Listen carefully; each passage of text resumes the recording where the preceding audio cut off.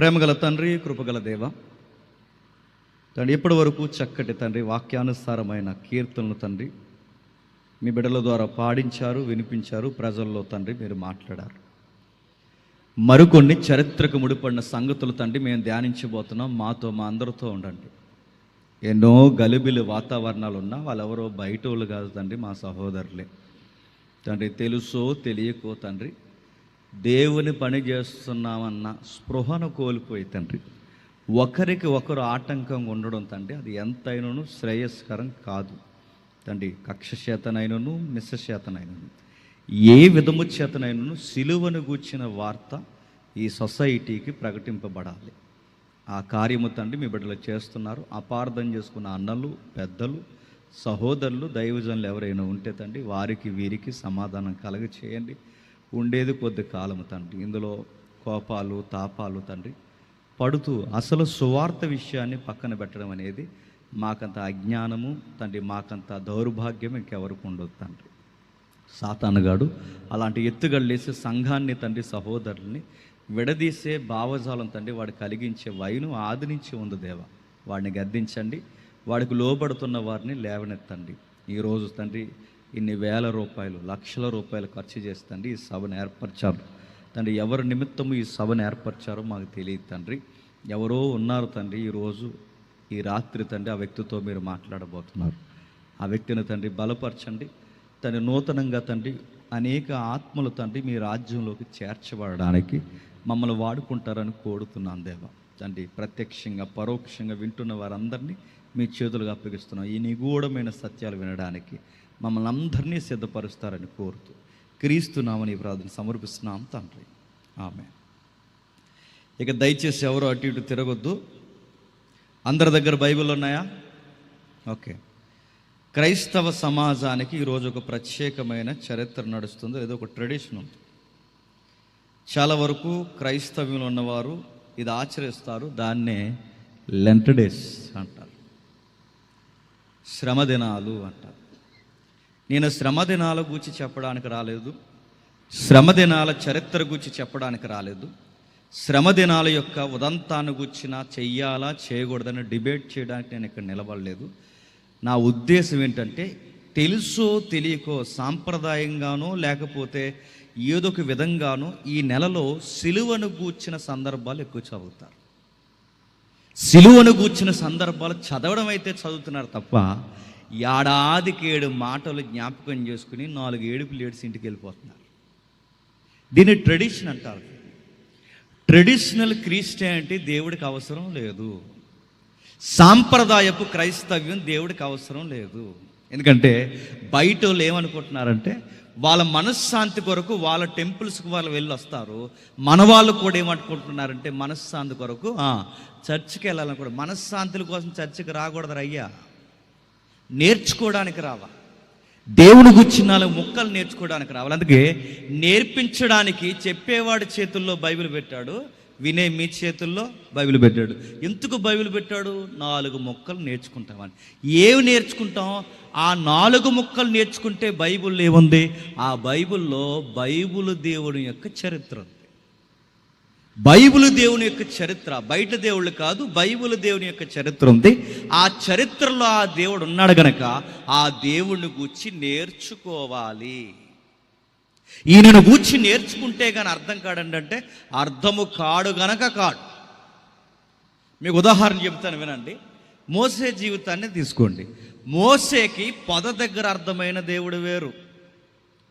అదే మోసేకి మళ్ళీ సేనాయి పర్వతం దగ్గరికి వెళ్ళిన తర్వాత సేనాయి పర్వతం దగ్గర అర్థమయ్యే దేవుడు వేరు.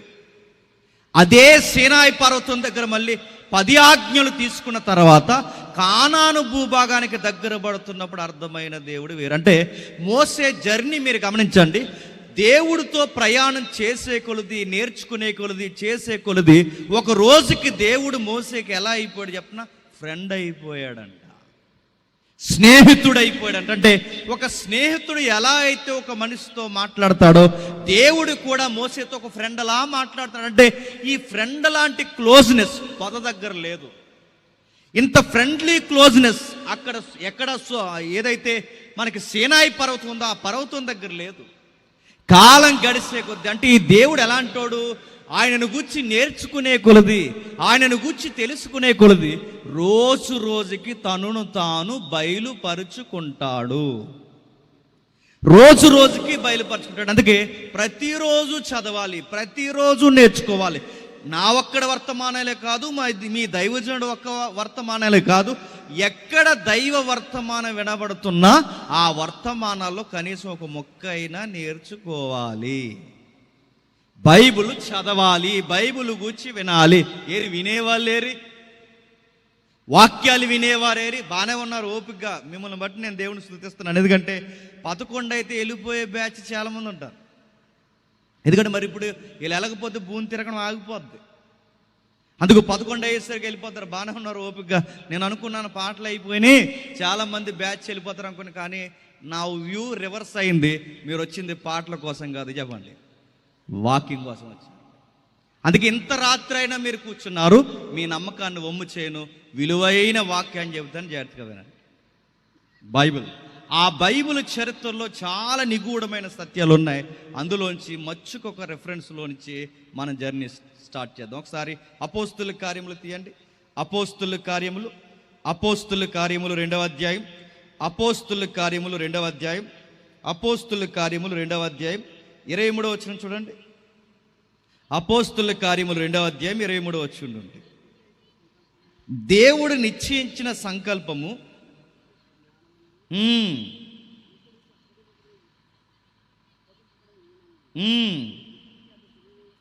ఈయన దుష్టుల చేత సిలువ వేయించి చంపితిరి, మరణము ఆయన బంధించి ఉంచుట అసాధ్యము గనక దేవుడు మరణ వేదనను తొలగించి ఆయనను లేపెను. మళ్ళీ చదువుతాను చూడండి, నేను చదువుతాను జాగ్రత్తగా చూడండి.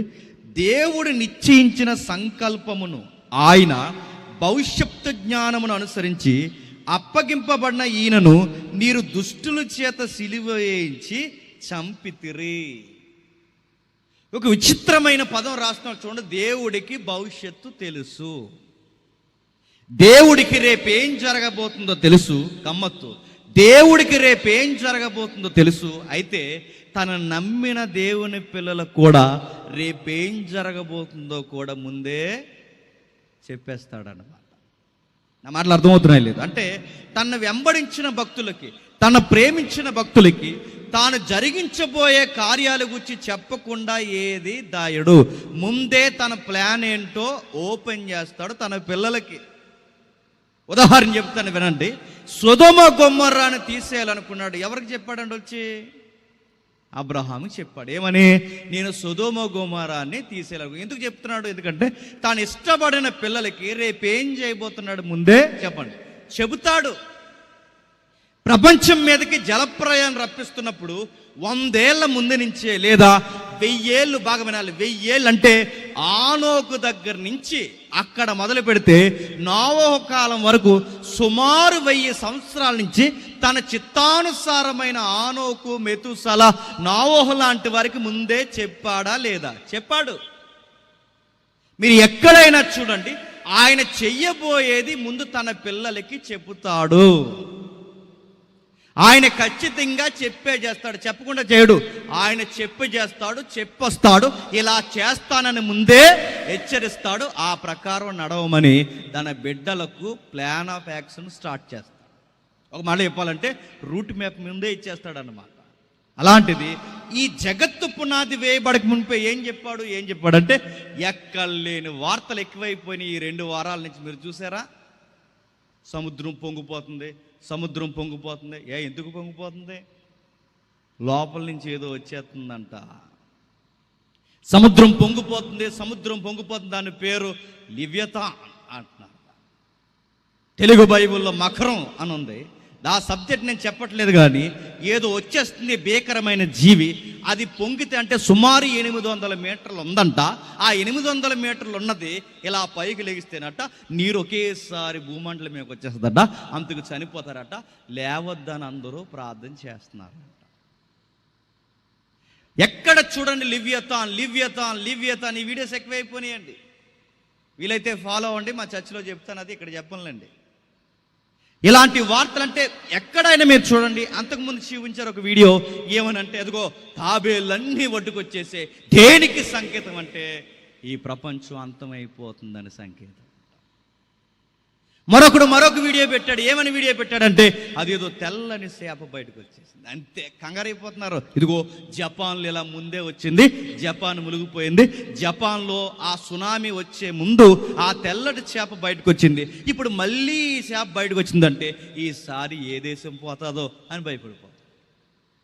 బయటోళ్ళకి యుగాంతం అనగానే ఏమనుకుంటున్నారంటే అక్కడి నుంచి ఏదో పెద్ద డైనోసార్ లాంటిది లెగిస్తుందని ఒకడో, లేదు తెల్లని చేపలు వచ్చాయని ఒకడో, తాబేళ్ళు వచ్చాయని ఒకడో, కేరళలో చేపలు గుట్టొచ్చిందని ఒకడో. అంటే ఎలా ఉందంటే వార్త, అదుగో పులంటే చెప్పండి. రాత్రి మా బాత్రూమ్ గడికి వచ్చింది అంటున్నారు. అదుగో పులంటే ఇదిగో తోక అనేవాడు ఒకడు. ఇంకో ఎక్స్ట్రీమ్ బ్యాచ్ ఏమంటే రాత్రి అలా వెళ్ళిందిరా మా బాత్రూమ్ పక్క నుంచి అంటారు. అంటే ఈ జనాలు ఎలాంటోళ్ళు అంటే ఎంత ఉంటే చెప్పండి అంత చేస్తారు. అసలు దీని చరిత్ర ఏంటి, ఏం చెబుతుంది, దీనిని కూర్చునంటే పుట్టించిన వాడు ఈ లోకాన్ని గురించి ఏం మాట్లాడతాడు. ఓ పట్టాన వినేవాళ్ళు ఉన్నారా? ఎవడ ఊహలాడివి, ఎవడ కథ వాడివి, ఎవడ మిథాలజీ వాడిది, ఎవడ పుక్కిట పురాణాలు వాడివి, ఎవడ గ్రంథాలు వాడివి. ప్రతి ఒక్కడు సైంటిస్ట్ లాగా చెప్పడం అడుగుతాను. అసలు రాయించిన వాడు, పుట్టించిన వాడు, సృష్టికర్త అయిన వాడు ఈ సొసైటీ ఎలా ఉండబోతుందో సొసైటీకి చెబుతాడో లేదో నాకు తెలియదు, కానీ సంఘానికి మాత్రం ఖచ్చితంగా చెబుతాడు. బయట వారికి తన ఉద్దేశాలు అర్థమవుతాయో లేదో నాకు తెలియదు, కానీ తన నమ్మిన పిల్లలకు మాత్రం ఖచ్చితంగా రేపేం జరగబోతుందో ముందే చెబుతాడు. చెప్పడమే కాదు, రికార్డ్ చేశాడు. రికార్డ్ చేయడమే కాదు, ఆ రికార్డ్ చేసిన దాన్ని బుక్గా మలిచాడు. ఆ పుస్తకం పేరే బైబిల్. ఆ పుస్తకంలో ఉంది రేపేం జరగబోతుందో ఉంది, ఈ ప్రపంచం ఎలా నడవబోతుందో ఉంది, ఎవరిని ఎదుర్కోబోతుందో ఉంది. ఈ ప్రపంచం ఎదుర్కోబోయేది లివియతానో, డైనోసారో, తాబేలో కాదు. ఈ ప్రపంచం ఎదుర్కోబోయే ఒక గొడ్డి పరిస్థితి ఉంది. అది నీకు తెలియకుండా దుష్టుడు నీ కళ్ళకు ఆడు మబ్బు కలిగిస్తున్నాడు. సాతాను అనే ఒక వ్యవస్థ ఉంది. మీరు ఊహలకందని మనం పట్టుకోలేని ఒక డార్క్ గవర్నమెంట్ నడుస్తుంది. ఒక చీకటి సామ్రాజ్యం ఉంది. ఆ చీకటి సామ్రాజ్యానికి సాతానుగాడు రాజై కూర్చున్నాడు. వాడు ప్రపంచానికి యుగాంతాన్ని గూర్చిన సరి అయిన అవగాహన, ఒప్పుకోలు, రక్షకుని వైపు చూడకుండా వాడు సముద్రం వైపు చూడమంటున్నాడు. వాడు రక్షకుని వైపు చూడకుండా ఇదిగో ఈ సిహనాలు చూడండి, ఈ చేపలు చూడండి, ఇవే వాడు ప్రజలకు నేర్పిస్తున్నాడు తప్ప అసలు విషయాన్ని వాడు ఎక్కనివ్వడో, నేర్చుకోనివ్వడో, నిన్ను బైబిల్ వైపుకు చూడనివ్వడు. ఎందుకంటే బైబిల్లో ఈ యుగాంతం లేదా ఈ సృష్టి, ఈ ప్రకృతి ఎలా ముగిసిపోబోతుందో ముందే దేవుడు చెప్పేశాడు. వీటిని చదివిన వారికి ఖచ్చితంగా అర్థమవుతాయి. వీటిని ధ్యానించిన వారికి ఖచ్చితంగా అర్థమవుద్దంటే రేపేం జరగబోతుందో ముందే దేవుడు రాయించాడు. ఆ ప్రపంచ భవిష్యత్ అంటే ముందే రాయించాడు. ఇలా చదవరు. ఎవరు అన్నారు ఆ మధ్య ఒక బాబా, ఆ బాబా గారు ఏమన్నారంటే, నా చిన్నప్పుడు ఇదిగో త్వరలోనే ఈ యుగం అంతమవబోతుంది అన్న. భక్తులందరూ బాబా గారి దగ్గరకు వచ్చి కంగారైపోయి, స్వామీజీ ఇప్పుడు మమ్మల్ని ఏం చేయమంటారంటే, మీరేం కంగారు పడకుండా మన ఆస్థానంలో మీ చరస్థిరాస్తులు ఏవైతున్నావో అంకితం చేసేయండి.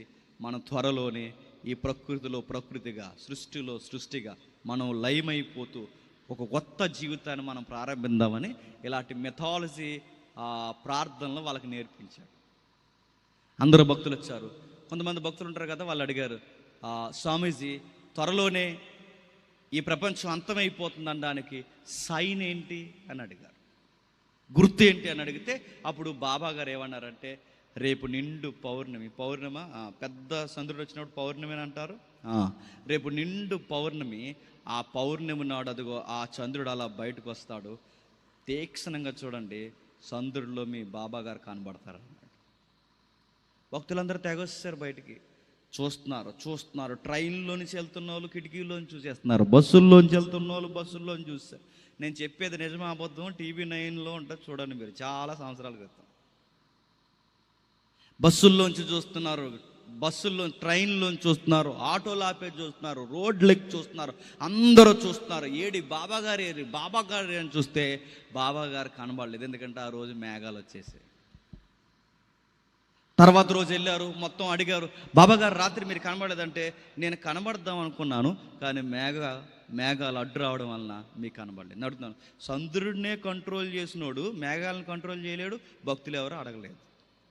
మళ్ళీ భక్తులకు చెప్పాడు సోదేవనంటే, ఈరోజు చూడండి పక్కా నేను కనబడతా అన్నాడు. మళ్ళీ బయటకు వచ్చేసారు భక్తులు, అందరూ బయటకు వచ్చేసి చూస్తున్నారు. అందరూ చూస్తుంటే ఎవడో కొంత వంకరోడు అడిగాడు, అన్నాడు, అడుగో బాబాగారు చెట్టు కింద కూర్చున్నారు. ఏంటి చంద్రుడి మీద చెట్టు నడుతున్నాను. చెట్టు ఉంటుందండి అక్కడ.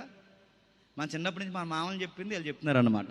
చంద్రుడి మీద చెట్టు ఉంది, అదిగో చెట్టు పక్కన కూర్చున్నాడు, అదిగో ఆ జుట్టు అంతా బాబాగారిదే అన్నారు. ఇంకొకటి అన్నాడు, అవునవును బాబాగారు నాకు కనబడుతున్నారు, అది బాబాగారు సున్ని అన్నాడు. సున్నీలు వేసుకుంటారు కదా. ఇలా రకరకాలు చెప్పారు. అదిగో బాబాగారు కనబడుతున్నారు. అందరూ ఏమన్నారంటే కనబడుతున్నారు. ఎందుకంటే ఒకటి కనబడి ఇంకోటి కనబడలేదంటే మరి ఆడు దరిద్ర కొట్టాడు అనుకుంటారు కదా. అందుకే ఏమన్నాడంటే ఈ నాకు కనబడుతుందంటే ఆడికి కనబడుతున్నారు. అలా ఒకటికొకటి కనబడుతున్నారని మొత్తం మీద కనబడుతున్నారు. కనబడ్డారని లేనిపోయిన వార్తలు చెప్పుకున్నారు. అప్పుడు అన్నాడు, త్వరలోని ఈ యుగం అంతమవబోతుంది అన్నాడు. విషయం ఏంటి చెప్తున్నా, కట్ చేస్తే తిరగేస్తే 3 సంవత్సరాల్లో ఆయన అంతమైపోయాడు, చచ్చిపోయాడు. తర్వాత ఏమన్నాడంటే, చనిపోయే ముందు ఏమన్నాడంటే, నేను మళ్ళీ లెగిస్తాను నా శిష్యులారా, మీరు జాగ్రత్తగా నన్ను కాపాడండి, నేను 3వ రోజు లెగిస్తాను అన్నాడు. ఇది ఎక్కడో కాపీ కొట్టేసాడు. ఎక్కడ? బైబిల్లో. నేను చెప్పేది అబద్ధం కాదు, డిస్కవరీ ఛానల్లో ఉంది. నేను చెప్తున్నది ఈ స్టోరీ ఏదైతే ఉందో డిస్కవరీ ఛానల్లో ఉంది. TV9లో ఆ బాబా గారు చెప్పారు, లేదు మీరు చూడండి. ఆ తర్వాత ఆయన ఏమంటే 3 రోజుల్లో లెగిస్తాను అన్నాడు. శిష్యులందరూ లెగిస్తాడు అని చూస్తే లెగట్లేదు, బొగ్గలు ఉబ్బిపోతున్నాయి. ఆ టైంలో ఏం చేశారంటే అడ్వాన్స్ టెక్నాలజీ తెచ్చి బొగ్గలకు కన్నం పెట్టి కొన్ని రసాయనాలు పంపారు, బాడీ పాడవకూడదని. లెగిస్తాడు అని చూశాడు. బాబాగారు లెగలేదు, ప్రధాన శిష్యుడిగా అయిపోయింది, ఇంక లెగడు అని. అప్పుడు వచ్చారు, ఇక లెగిసేలా లేడని ఆ తర్వాత తీసుకెళ్ళిపోయారు. ఇక బాబాగారు 3 రోజులు అయిపోయింది, 6 రోజులు అయిపోతుంది, లెగట్లేదు. అప్పుడు ఏం చేశారంటే ఎవడికి వాడే తట్టా బుడ్డ చదువుకొని ట్రస్ట్ ఏదైతే ఉందో లారీలు డబ్బు తోలేశారు. మా పెద్దాపురం నియోజకవర్గానికి కూడా ఒక లారీ వచ్చింది. అంటే లారీలు డబ్బు ఆ రోజున పొలుకుబళ్ళు నాయకులందరూ కలిసి డబ్బంతా దోస్తారు. ఎందుకంటే ఆ బాబా గారిని దేవుడిగా పూజించే వాళ్ళు చిన్నోళ్ళు కాదు. ఎవరు పూజించేవారు చెప్పినా, మనకు ఒక క్రికెట్ దేవుడు అంటారు కదా, క్రికెట్ దేవుడు. ఇలా తెలుస్తుంది కుర్ర బ్యాచ్కి. ఈ క్రికెట్ దేవుడు ఎవరైతే ఉన్నారో ఈ క్రికెట్ దేవుడు 24 hours ఆ బాబా గారినే మొక్కేవాడు. క్రికెట్ దేవుళ్ళే మొక్కుతున్నారంటే ట్రస్ట్లో మనీ ఎంత ఉంటుందో మీకు అర్థం అవ్వాలి. అంత పెద్ద మనీ ఎవడికి వాడే సర్దేశారు. సరిగ్గా 3 సంవత్సరాలకు ఒకడు వచ్చేసాను అన్నాడు. శిష్యులందరూ కంగారు అయిపోయారు, ఈడెవడో వచ్చేసాను అంటున్నాడు అనగానే, వచ్చేసారు నేనే మీ బాబా గారిని వస్తాననగా వచ్చానంటే ఇవి ప్రధాన శిష్యులందరూ లేచారు. హే నోర్మి, 3వ రోజు వస్తా అన్నాడు, నువ్వేడు 3 సంవత్సరాల తర్వాత వచ్చావు అన్నాడు.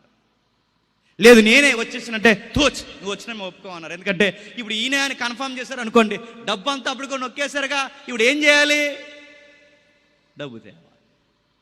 ఇలాంటివన్నీ చెప్తాను. యుగాంతం పేరు మీద వ్యాపారాలు చేసే వాళ్ళు ఉన్నారు, యుగాంతం పేరు మీద ప్రజలను భయపెట్టే వాళ్ళు ఉన్నారు, యుగాంతం పేరు మీద పబ్బం గడిపే వాళ్ళు ఉన్నారు. అలా పబ్బం గడిపే వాళ్ళు బాబాలే కాదు, యూట్యూబ్లో చాలామంది ఛానల్ పెట్టుకుని బతికేస్తున్నారు. భయం అంటే యుగాంతం అంటే ఒక భయం, యుగాంతాన్ని గురించి తెలుసుకోవాలన్న ఒక ఆతృత, యుగాంతాన్ని గురించి ఆ చరిత్ర ఏంటో తెలుసుకోవాలన్న కుతూహలం మనసుకుంది కనుక అది ఎవరు చెప్పినా వింటున్నారు. దాని విషయం ఏంటి, దాని మూలాలేంటి, దాని గురించి దేవుడు ఏం చెప్తాడో చాలా విషయాలు చెప్పాడు. అవన్నీ చెప్పడానికి మనకు టైం లేదు, కానీ మచ్చికి ఒక ఉదాహరణ మాత్రమే చెప్పి నేను త్వరగా ముగిస్తాను. ఒకసారి రండి నిర్గమాకాండము 12వ అధ్యాయం. నిర్గమాకాండము 12వ అధ్యాయం మొదటి వచనం చదవండి. మోసే అహరోనులు యెహోవా వారితో ఎలాగూ సెలవిచ్చెను, నెలలో ఈ నెల మీకు మొదటిది, ఈ సంవత్సరానికి మొదటి నెల, మీరు ఇశ్రాయేలు సర్వ సమాజముతో ఈ నెల 10వ నాడు వారు తమ తమ కుటుంబముల లెక్క చొప్పున ఒక గొర్రె పిల్లనైనను మేక పిల్లనైనను ఒక్కొక్క మేక పిల్లనైనను ఒక గొర్రె పిల్లనైనను తీసుకొని రావాలను. బాగా వినండి. తెలుగు అక్షరాలు తెలుసు కనుక చదువుకుంటున్నాం. నేను నిజాయితీగా అడుగుతున్నాను, మీరు సిగ్గు లేకుండా చెప్పండి. ఏమైనా అర్థమైందా మనకు చదివింది? మనకేం అర్థం అవ్వలేదు. ఏదో విషయాన్ని రాశాడు, ఏదో విషయాన్ని చెప్తున్నాడు. ఏం చెప్తున్నాడు ఎప్పుడు గుర్తుపెట్టుకోండి. ఒకడు సరిగ్గా ప్రసంగం చెబుతున్నాడా లేదంటే అని గుర్తు ఏంటి చెప్పనా? ఒకడు సరిగ్గా ప్రసంగం చెబుతున్నాడా లేదంటే అని గుర్తు ఏంటంటే, ఏదన్నా ఒక వచనాన్ని చదివామంటే దానికి ఒక పేరా ఉంటుంది, ఒక అధ్యాయం ఉంటుంది. ఆ అధ్యాయాన్ని పేరాని పూర్తిగా ఎవరైతే వివరిస్తారో దాన్ని రైట్ టీచింగ్ అంటారు. సరిగ్గా అంటే ఒక క్రమం, ఒక సందర్భం, దాన్ని సిస్టమేటిక్గా ఎవరైతే వివరిస్తారో ఆ సందర్భాన్ని వివరిస్తూనే దానికి సపోర్టెడ్ రెఫరెన్స్ తీసుకోవాలంటే, ఇప్పుడు ఒక 12వ అధ్యాయంలో ఒక భాగం కదిపాం, దీనికి ఒక పేరా ఉంది, దాన్ని ధ్యానిస్తూ దాన్ని అర్థం చేసుకుంటున్నప్పుడు దీనికి సపోర్టెడ్ రెఫరెన్స్గా మిగిలిన రెఫరెన్స్ తీసుకోవాలి తప్ప ఇక్కడ ఒక రెఫరెన్స్, అక్కడ ఒక రెఫరెన్స్, అక్కడ ఒక రెఫరెన్స్ తీసుకుంటే ఈడెవడో కలగూర వంట కూడా అని మీకు అర్థమైపోవాలి. గుర్తుపెట్టు. దాన్ని ఎలా చెప్పాలి ప్రతి దానికి ఒక సందర్భం ఉంటుంది. అంటే ఈ సందర్భాన్ని వివరించకుండా ఇంకొక సందర్భం జోలికి వెళ్ళకు, ఇంకొక సందర్భం జోలికి వెళితే ఆ సందర్భాన్ని వివరించు. ఏదో ఒక సందర్భాన్ని వివరిస్తూనే దానికి సపోర్ట్ రెఫరెన్స్గా తీసుకోవాలి తప్ప దీన్ని గాలి వదిలేసి బోధించకూడదు. విషయాన్ని అర్థం చేసుకోవాలి. ఎలా పడితే అలా తీసేస్తే అడుగుతున్నాను, బైబిల్ ఎప్పటికీ అర్థం కాదు. అందుకే ఇప్పుడు ఒక సందర్భం కదిపాం. ఏముంది అక్కడ సందర్భం? మోసే అహరోనులు ఐగుప్తిలో ఉండగా ఏంటి? ఐగుప్తిలో ఉండగేంటి? ఏం జరిగింది ఐగుప్తిలో ఉండగా కాదు, ఉండాల్సి వచ్చింది. ఏమైంది చరిత్ర అంతా చెప్పను, అవుట్లైన్స్ మాత్రం చెప్తాను, జాగ్రత్తగా వినండి. మనకు అబ్రహాము గారు తెలుసుగా, జలప్రలయం తర్వాత స్టోరీ. అబ్రహాము గారికి దేవుడు బిడ్డనిస్తానన్నాడు. బిడ్డనిస్తానన్న దేవుడు 25 సంవత్సరాల వరకు బిడ్డని ఇవ్వలేదు. బాగా వినాలి. 12వ అధ్యాయం వెనకాల చరిత్ర నేర్చుకుంటున్నాం. బిడ్డల్ని ఇస్తానన్న దేవుడు 25 సంవత్సరాలకు బిడ్డలు ఇవ్వలేదు. ఎందుకు ఇవ్వలేదు? వెంటనే బిడ్డలు పుట్టేశారనుకోండి, బిడ్డల విలువ తెలియదండి చాలా మందికి. వెంటనే బిడ్డలు పుడితే బిడ్డ విలువ తెలుస్తుందా? టకటకమని బంతుల్లో పుట్టేస్తున్నారు అనుకోండి, బిడ్డల విలువ తెలియదు. ముచ్చట్లు స్టార్ట్ అయిపోతే, ముచ్చట్లు ఏమని చెప్పినా, ఇదిగో అచ్చు వాళ్ళ నాన్నలాగా ఉంది ముక్కు, వాళ్ళ అమ్మకొల్లే చూడు ఏళ్ళు వాళ్ళ తాతయ్యలాగా ఉన్నాయి. ఈ ఎదవ ముచ్చట్లు ఎక్కువైపోతాయి. లేక 10 ఏళ్ళ తర్వాత 14 ఏళ్ళ తర్వాత బిడ్డలు పుడితే ముక్కు తాతీది, చెవులు తాతమ్మవి అని చెప్పరు. బాగా వినండి. లేక బిడ్డ పుడితే వాళ్ళ నోట అంటే ఏమొస్తుంది చెప్పండి? వీడు ప్రార్థన వలన దేవుని వలన పుట్టినోడండి అంట. వెంటనే బిడ్డలు పుట్టారనుకోండి, పనికి మాల ముచ్చట్లు. లేక ఆలస్యంగా పుట్టారనుకోండి, దేవుడు వలన పుట్టిన బిడ్డ అని చెప్తారు. ఇప్పుడు గమనించండి, అబ్రహాముకి వెంటనే పుట్టే కన్నా ఆలస్యంగా పుడితే ఖచ్చితంగా ప్రపంచం ఏమని చెప్పుకుంటా చెప్పండి? వాగ్దాన పుత్రుడు. ఏ పుత్రుడు? వాగ్దాన పుత్రుడు. ఆలస్యంగా పుట్టిన పుత్రుడు వాగ్దాన పుత్రుడు. వాగ్దానం ప్రకారం పుట్టాడు. 25 సంవత్సరాల తర్వాత పుట్టాడు. అందుకే వాళ్ళు ఎప్పుడు మాట్లాడుకున్నా ఇస్సాకు కొరకు దేవుని కుమారుడు. ఎప్పుడైతే అబ్రహాముకి ఇస్సాకు పుట్టాడో, ఇస్సాకుకు మళ్ళీ ట్విన్స్ పుట్టారు, కవలలు. ఆ కవలల్లో ఆ ఇద్దరు పేర్లు మనకు తెలుసు. ఒకటి యాకోబు, 2 చెప్పండి యాసావు. అందులో మనకు ఒక ఆయన పేరు తెలుసు. ఆయన అలా తిరిగి ఇలా తిరిగి ఆ లవ్ స్టోరీ ఈ లవ్ స్టోరీ మొత్తం అలా ఇలా తిరుగుతున్నప్పుడు తుంటె ఎముక ఎరగొట్టి నిలబెట్టాడు దేవుడు. ఆ తుంటె ఎముక ఎరగొట్టిన తర్వాత సగ జీవితం తర్వాత దేవుడు ఏంటో బాగా అర్థమయ్యాడు. అర్థమైన తర్వాత అప్పుడు నిజమైన ఆశీర్వాదం ఏంటో తెలుసుకున్నాడు. దేవుడు అడిగాడు, నీ పేరేంటి అని అడిగాడు. అప్పుడు ఆయన అన్నాడు, నా పేరు ఏడుస్తూ, మగసిరి గల మగాడు ఏడుస్తూ అడ్డాడు, నా పేరు యాకోబు అని ఏడుస్తాడు. నో, ఈ రోజు నుంచి నీ పేరు యాకోబు కాదు, ఈ రోజు నుంచి నీ పేరు ఇశ్రాయేలు. ఆ పేరు గుర్తుపెట్టుకోండి. ఏ పేరు? ఇశ్రాయేలు. ఈ రోజు నుంచి నీ పేరు ఇశ్రాయేలు. ఈ ఇశ్రాయేలుకి 12 మంది కొడుకులు పుడతారు. ఎంతమంది? 12 మంది కొడుకులు. ఈ 12 మంది కొడుకులు పుడితే ఈ కొడుకులు కొడుకులు కొడుకులు కొడుకులు పిల్లలు పిల్లలు మనవళ్ళు అయితే ఈ మనవళ్ళందరినీ కలిపే ఈ పెద్ద ఆయన పేరు మీద ఆ జాతిని ఏమని పిలిచారంటే చెప్పండి? ఇశ్రాయేలీలు అని పిలిచారు. ఏమని? ఇశ్రాయేలు. మళ్ళీ కొంచెం చరిత్ర అక్కడ ఆగుదాం ఒకసారి. ఎంతమంది పుట్టారు ఈయనకి? 12 మంది కొడుకులు. ఈ 12 మంది కొడుకులు అందులో 11 మంది యోసేపుని చూసి ఏడిసేవారండి. ఎవరిని చూసి? యోసేపుని చూసి. అదేంట్రా, ఎవర్రా నీ మీద పడి ఏడ్చేదంటే ఎవడో బయటోడు అనుకుంటే బాగున్నావు. ఆ ఏడ్చేది ఎవరు? సొంతోలే ఏడుస్తున్నారు.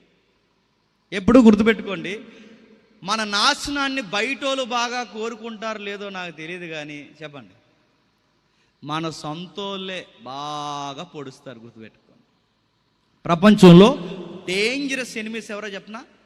Close peoples. గుర్తుపెట్టుకోండి. దగ్గరగా ఉన్న వాళ్ళే, సొంతోళ్ళే మన మీద పడి ఏడుస్తారు. అందుకే సొంత అన్నీలు వ్యతిరేకమైపోయారు. ఎవరికి? యోసేపుకి. సొంత అన్నీలు ఎందుకు వ్యతిరేకమైపోయారు? ఈయన ఒక డ్రీమ్ బాయ్, ఈయనకి డ్రీమ్స్ ఎక్కువ వస్తాయి. ఎవరికి? యోసేపు గారికి.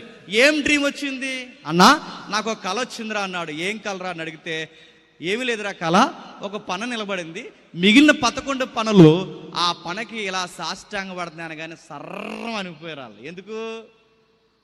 కంటెంట్ వివరించకుండా అర్థమైపోయింది వాళ్ళకి. ఏమని అంటే, నీకు మేము మొక్కుతున్నట్టు ఉందిరా అనగానే ఈ కళలన్నీ వాళ్ళు చెప్పే కొద్ది రెచ్చిపోయారండి. విషయం చెప్పే కొద్ది. ఈ అబ్బాయికి ఉన్న గుణం ఏంటంటే అబద్ధాలు ఆడ్డు, ఈ అబ్బాయికి ఉండే గుణం ఏంటంటే దాసుకోడు, ఈ అబ్బాయికి ఉండే గుణం ఏంటంటే ప్రతీది తెరిసిన పుస్తకంలా చెప్పేస్తాడు.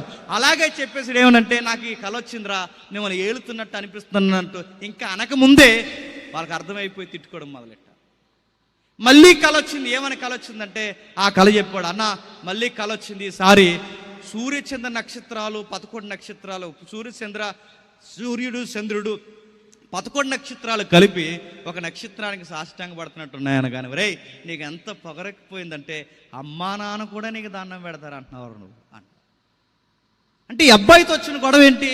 ఎవరికి చెప్పకూడదో చెప్పండి వాళ్ళకే చెప్తాడు, ఎవరు వినకూడదో వాళ్ళే వింటారు. అంటే ఏది దాసుకోడు, నాన్నీలేగా అని ప్రతిదీ చెప్పేస్తున్నాడు. వాళ్ళ వెనకాల కారాలు మిరియాలు నూరేస్తున్నారు. తర్వాత ఒక రోజు ఈ అబ్బాయి ఏదున్నా గుర్తుపెట్టుకోండి చక్కగా వేసుకుంటాడు. తనకి సెల్ఫ్ లవ్ కూడా ఉంది యోసేపు.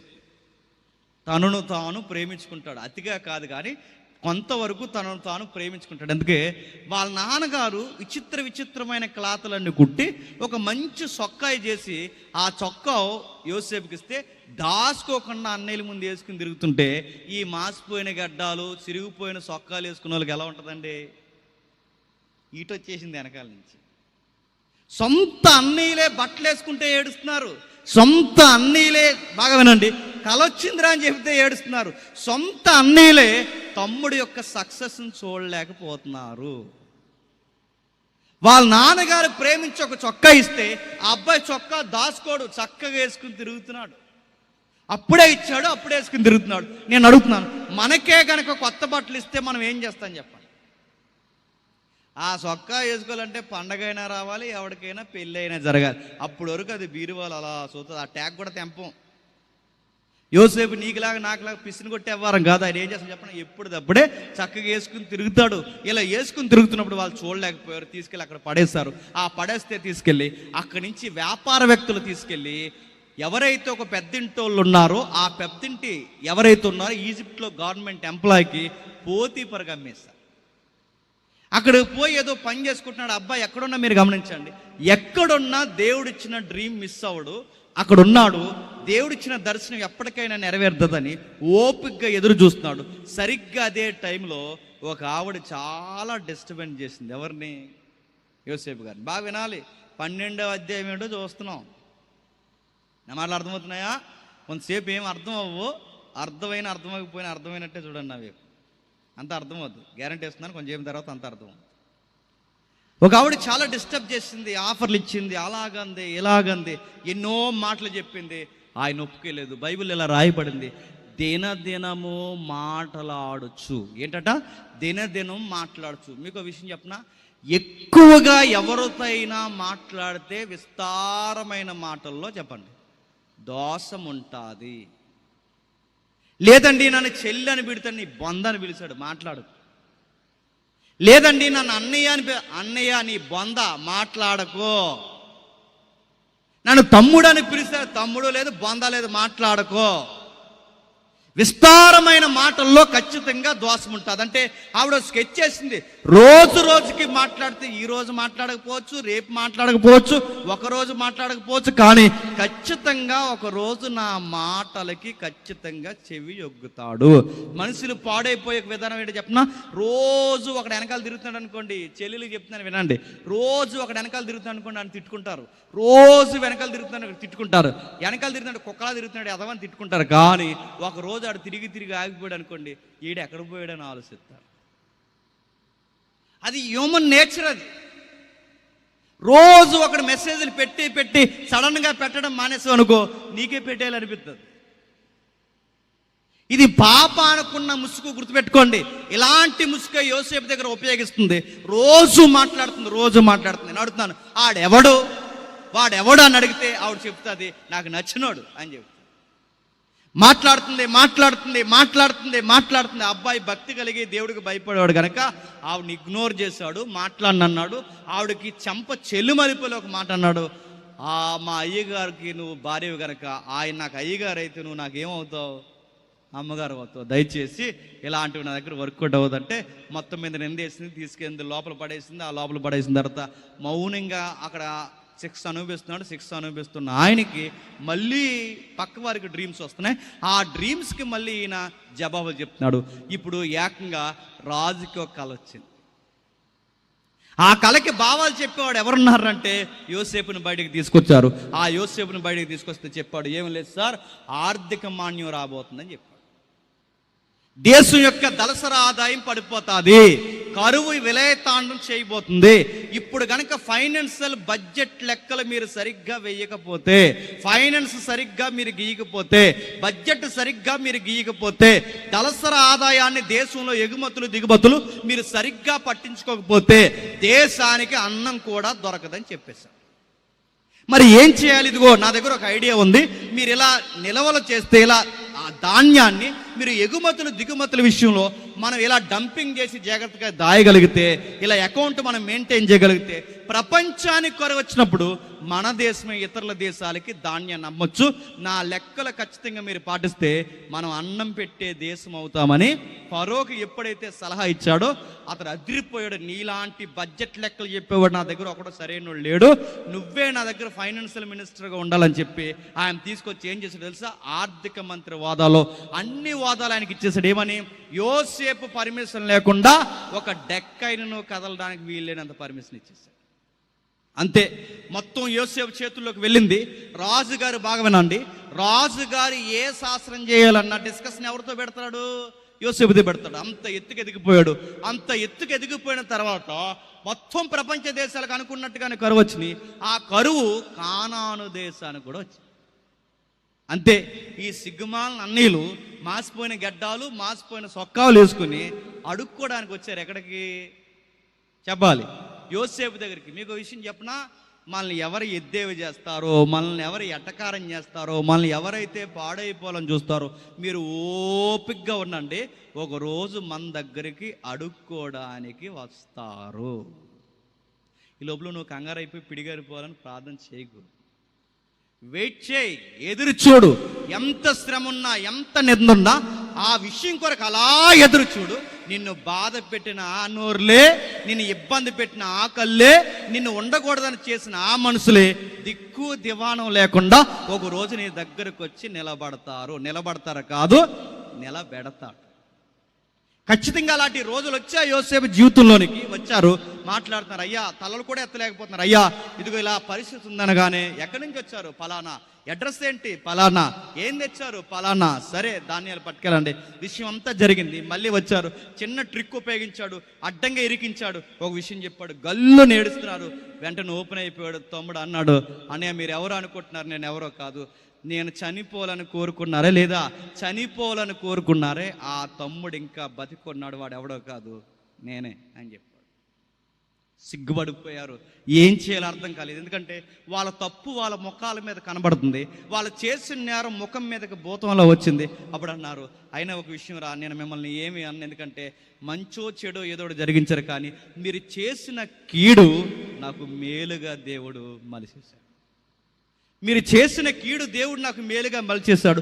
ఒకవేళ మీరు అదే కనుక చేయకపోతే, నాకు కీడు చేయకపోతే, మీరు గోతులు వేయకపోతే, నన్ను గోతులు వేయకపోతే నన్ను ఐగుప్తీయులు కొనుక్కోరు. నన్ను ఐగుప్తీయులు కొనుక్కోకపోతే ఇదిగో ఈరోజు ఈ కరువు స్థానంలో మీకు అన్నం పెట్టేవాడు ఉండడు. ఈరోజు ఇశ్రాయేలు సమాజానికి, అన్య సమాజానికి అన్నం పెట్టాలి అంటే నా జాతిని దేవుడు కాపాడుకోవడానికి ముందుగానే నన్ను శ్రమల గుండా నడిపించి, ఇదిగో మీకు అన్నం పెట్టడానికి ముందుగా నన్ను శ్రమల గుండా నడిపించాడు. ఇది కీడని మీరు అనుకోకండి, నేను మేలుగా దీన్ని తలుస్తున్నాను అనగానే అందరు హ్యాపీ అయిపోయారు. తమ్ముడు సారీ రా అన్నారు. ఇంకా క్షమాపణలు ఏమొద్దు కానీ నాన్న ఏం చేస్తున్నాడని అడిగాడు. నాన్నగారు నీ కోసం ఇంకా ఆలోచిస్తున్నారా, ఎక్కడో ఏదో ఆశ ఉంది అనగానే తీసుకొచ్చండి నాన్న, ఇంకా ఎవరైతే ఉన్నారో అందరు తీసుకెళ్ళండి. ఎందుకంటే నేను ఎంత హోదాలో ఉన్నప్పుడు నా వారన్న వారు అన్నం లేకుండా ఉండడానికి వీళ్ళు. నేను సొసైటీలో ఎంత డెవలప్ అయినప్పుడు నా వెలుగులో మీరు బ్రతకాలి. రండి, ఎవరెవరు ఉన్నారు మొత్తం మన వాళ్ళని తీసుకొచ్చండి అంటే సుమారు 75 నుంచి 78 మంది మొత్తం అందరినీ తీసుకొచ్చేసారు. ఆ తీసుకొచ్చాక ఐగుప్తీయులు ఉన్నారు. ఐగుప్తీయులో యోసేపు ఉన్నంత కాలం రంగరంగ వైభవంగా ఇశ్రాయేలు ఆ వృద్ధి పొందారు. మర్చిపోవద్దు, 12వ అధ్యాయం దగ్గరకు వస్తున్నాం. రంగరంగ వైభవంగా ఇశ్రాయేలు అభివృద్ధి పొందారు. ఎప్పుడైతే అలా ఆశ్చర్యకరమైన అభివృద్ధిని పొందారో, ఒక రోజుకు యోసేపుకి వయసే చనిపోయాడు. అంతకుముందు యాకోబుకి వయసే చనిపోయాడు. ఆ తరం పితరులందరూ చనిపోయారు. వీళ్ళు చనిపోయిన తర్వాత యోసేపుని ఎరగని కొత్త ఫరోలు ఈజిప్ట్లో సింహాసనం ఎక్కారు. కొత్త రాజుల పరిపాలన, కొత్త అధికారుల పరిపాలన ఎప్పుడైతే వచ్చిందో వాళ్ళకు ఒక కన్ను గుట్టింది. విశ్వపు ఆలోచనలు వచ్చేసి ఏమనంటే, ఇలాగే ఇశ్రాయేల్ని మనం వదిలేస్తే, ఇలాగే మనం ఇశ్రాయేల్ని వదిలేస్తే రేపొద్దున ఐగుప్తి ఇశ్రాయేలు అవుద్ది. రేపొద్దున ఐగుప్తి ఇశ్రాయేలు అవుతే మనం వాళ్ళకి ఊడిగం చేసే వాళ్ళు అవుతాం.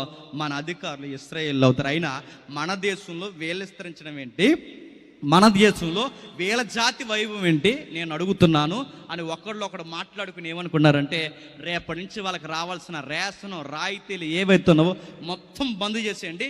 మనతో పాటు కలిసి నివసించడానికి వీలు లేదు. వీళ్ళకి ప్రత్యేకమైన ఒక ఏరియా ఇవ్వండి. అది ఈజిప్ట్ వెలుపల, గవిని వెలుపల, దేశం వెలుపల గోసేన్ అనే ఒక ప్రాంతం దూరంగా పెట్టండి. వీళ్ళని టచ్ చేయడానికి కూడా వీలు లేదు. వాళ్ళని ఎలా చూసారంటే, క్యాస్ట్ ఫీలింగ్ ఎలాగైతే ఉందో ఈ రోజుల్లో అలాంటి జాతి వైరం పుట్టించి ఇశ్రాయేలును దూరంగా పెట్టేస్తారు. అందుకే ఇశ్రాయేలు ఐగుప్తులకి ఎలాగైపోయారంటే, ఐగుప్తులకి హేయమైన వారు అయిపోయారంట. అంటే హేయమైన వారంటే నీచులు అయిపోయారట. తీసుకెళ్లారు, దూరంగా పెట్టేశారు. వాళ్ళకి ఏం చేస్తున్నారంటే, ఇశ్రాయేలు పిల్లలకు చదువులు లేవు, ఇశ్రాయేలు పిల్లలకు భవిష్యత్తు లేదు. పిల్లలు పుట్టినా, మనవళ్ళు పుట్టినా, ఎవరు పుట్టినా ఇశ్రాయేల్ అందరినీ ఏం చేస్తున్నారంటే, గమనించండి చరిత్రని, ఇశ్రాయేల్ అందరినీ ఊడుగం చేస్తున్నారు. రై మా పట్టణాలు కట్టండి, రై మా ఊడిగం చేయండి, రై మేము తిన్న ప్లేట్లు ఎత్తండి, రై మా బట్టలు ఉతకండి అని ప్రతి పనిని ఎవరితో చేస్తున్నారంటే ఇశ్రాయేలుతో చేస్తున్నారు. ఇశ్రాయేల్ని సుమారు 430 సంవత్సరాలు నలిపేశారు. ఎందుకంటే యోసేపు లేడుగా, అడిగే భక్తులు లేరుగా. ఇక 430 సంవత్సరాలు నలపడం ఎంత దారుణంగా నలిపారో. ఈ కాంపిటేటివ్ ఫీల్డ్లో ఉన్నారు ఇక్కడ కొంతమంది పిల్లలు. ఈ కాంపిటేటివ్ ఫీల్డ్లో ఉన్న వాళ్ళకి తెలియాలి ఎంతగా నలిపేశారంటే. మీకు తెలుసు, మీరు చదివిన చదువుల్లో ఇప్పటికీ పిరమిడ్స్ని చూస్తుంటే మనకి మతిపోతుంది. ఐగుప్తిలో పిరమిడ్స్ ఉంటాయి తెలుసుకెళ్ళా సూదిగా. ఆ పిరమిడ్లు చూస్తుంటే మతిపోతుంది. ఎందుకు మతిపోతుంది? ఆ రోజుల్లో ఇంత పెద్ద బండరాయిలు ఎత్తి ఇంత ఎత్తైన కట్టడాలు ఎవడరా కట్టింది? ఇంత దారుణంగా కఠోరమైన శ్రమ అనుభవించింది ఎవరంటే, జీకేలో మనకు దొరక్కపోయినా బైబిల్లో చరిత్రలో ఉంది. ఆ కట్టిన వారు ఎవరో కాదు, ఇశ్రాయేలీ. రామశేషు పట్టణం మీరు చూడండి, ఎప్పటికీ ఎంతగా కష్టపడితే అంత పట్టణాన్ని కట్టగలరు. ఆ గోడలు కానీ, ఈజిప్ట్ పిరమిడ్లు కానీ, ఆ వెనకాల ఉన్న మమ్మీలకు సంబంధించిన ఆ సమాధుల గొడ్డెలు కానీ, ఇవన్నీ కట్టింది ఎవడరా ఇంత కష్టపడిందంటే, ఆ బండలు మోసి అలిసిపోయి మట్టిని కాల్చి ఇటుకలను కాల్చి ఇంతగా బానిస బతుకుంది ఎవరంటే ఇశ్రాయేలీలు. నలిపేశారు 430 సంవత్సరాలు. ఆ 430 సంవత్సరాల్లో బాగా వినాలి, ఏడ్చారు. ఆ ఏడుస్తూ దేవా మాకు తిండి లేదు, బట్ట లేదు, నీడ లేదు, సరి అయిన సమాధానం లేదు, మాకు బిడ్డ పుట్టినా మళ్ళీ ఊడిగం చేయాలి, మా పిల్లలు ఇదిగో ఈ ఇశ్రాయేలు అయిన మేము ఐగుప్తీయులకి బానిసలుగా పుట్టడానికి పుట్టామన్నట్టు ఏడ్చారు. ఆ ఏడుపులకి జవాబుగా ఒక ఫైటర్ పుట్టాడు. ఆయన పేరు చెప్పండి, మోసే గారు. ఎవరు? మోసే గారు పుట్టారు. మోసేని పంపించాడు. మోసేతో చెప్పాడు, ఇదిగో నా ప్రజలను విడిపించే సమయం ఆసన్నం అయిపోయింది. నువ్వు నీ అన్న ఎవరైతే ఉన్నారో మొత్తం వెళ్ళండి. ఆ ఫరో గవర్నమెంట్కి మీరు చాలా సీరియస్గా వార్నింగ్ ఇవ్వండి. అస్సలు క్షమించొద్దు, నా బిడ్డల్ని నేను బయటికి తీసుకెళ్ళిపోతాను. ఆ వెళ్ళిన తర్వాత ఎప్పుడైతే లోపలికి వచ్చాడో, వచ్చిన తర్వాత అక్కడ జరుగుతున్న సందర్భం వాళ్ళ ఐగుప్తిలో ఉండగా, అది దాని సందర్భం ఏంటది, వారు ఐగుప్తిలో ఉండగా. ఇప్పుడు 12వ అధ్యాయం చదవండి. ఇప్పుడు మోసే అహరోనులు ఐగుప్తిలో ఉండగా యెహోవా వారితో ఇలాగ సెలవిచ్చును. ఏంటట, ఐగుప్తిలో ఉండగా. ఎందుకు ఐగుప్తిలోకి వచ్చారు? ఎందుకు ఐగుప్తిలో ఉన్నారు? ఇశ్రాయేల్ని విడిపించడానికి వచ్చారు. 430 సంవత్సరాలు నలిగిపోతున్న ఇశ్రాయేల్ని విడిపించడానికి వచ్చారు. వాళ్ళు ఐగుప్తిలో ఉండగా దేవుడు అన్నాడట, ఈ నెల మీకు మొదటిది, ఇది ఈ సంవత్సరముకు మొదటి నెల.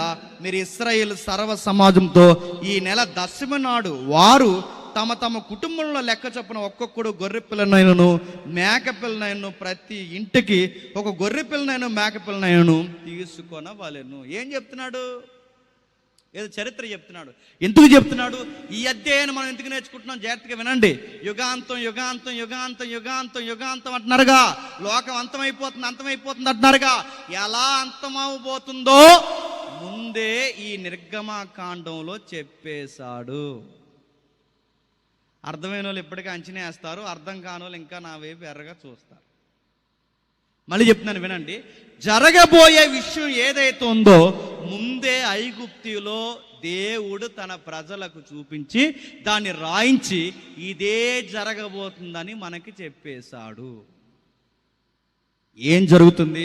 ఈ నెల 14వ దినమున, ఈ నెల దశమి నాడు ఒకటి తెచ్చుకోవాలి. 14వ రోజు మీరు ఏం చేయాలంటే సాయంకాలం ఆ గొర్రె పిల్లని బలి. ఈ నెల అంటున్నాడు. మిమ్మల్ని అడుగుతున్నాను, చెప్పండి. ఈ నెల అంటే సంవత్సరానికి మొదటి నెల ఏంటండి? చెప్పండి గట్టిగా. సంవత్సరానికి మొదటి నెల ఏంటి చెప్పాలి. అలా అడుగుతున్నానంటే అది కాదనేగా. సంవత్సరానికి మొదటి నెల ఏంటి? జనవరి అంటాం మనం. జనవరి కాదు అడుగుతున్నాను. మనకి జనవరి, కానీ ఇశ్రాయేలీకి జనవరి కాదు. ఎందుకంటే ఇశ్రాయేలీ నెలలు వేరు, చెప్పండి, మన నెలలు వేరు. ఇశ్రాయేల్ నెలలకి మన నెలలకి తేడా ఏంటి? కొంచెం ఎవరిని ఇస్తాను వినండి. ఇశ్రాయేలీకి రోజు ఎలా స్టార్ట్ అవుద్దంటే అస్తమయము ఉదయము కలగగా ఒక దినం అవుద్ది. ఏంటి? అస్తమయము ఉదయము కలగ ఒక దినం అవుద్ది. మరి మనకి, వాళ్ళకి అస్తమయం ఉదయం కలిగితే ఒక దినము, మరి మనకి రివర్స్ చెప్తున్నారు ఎవరో చాలా మంది. ఏమండి? అస్తమయం ఉదయం కలగ ఒక దినం అవుద్ది, మనకి దినము అస్తమయం అవుతే మనకు వస్తుంది అంటున్నారు. చూడండి, అది కాదు. అస్తమయం ఉదయం, ఇది ఎలా చెప్పాను అలా రివర్స్ చెప్పకండి.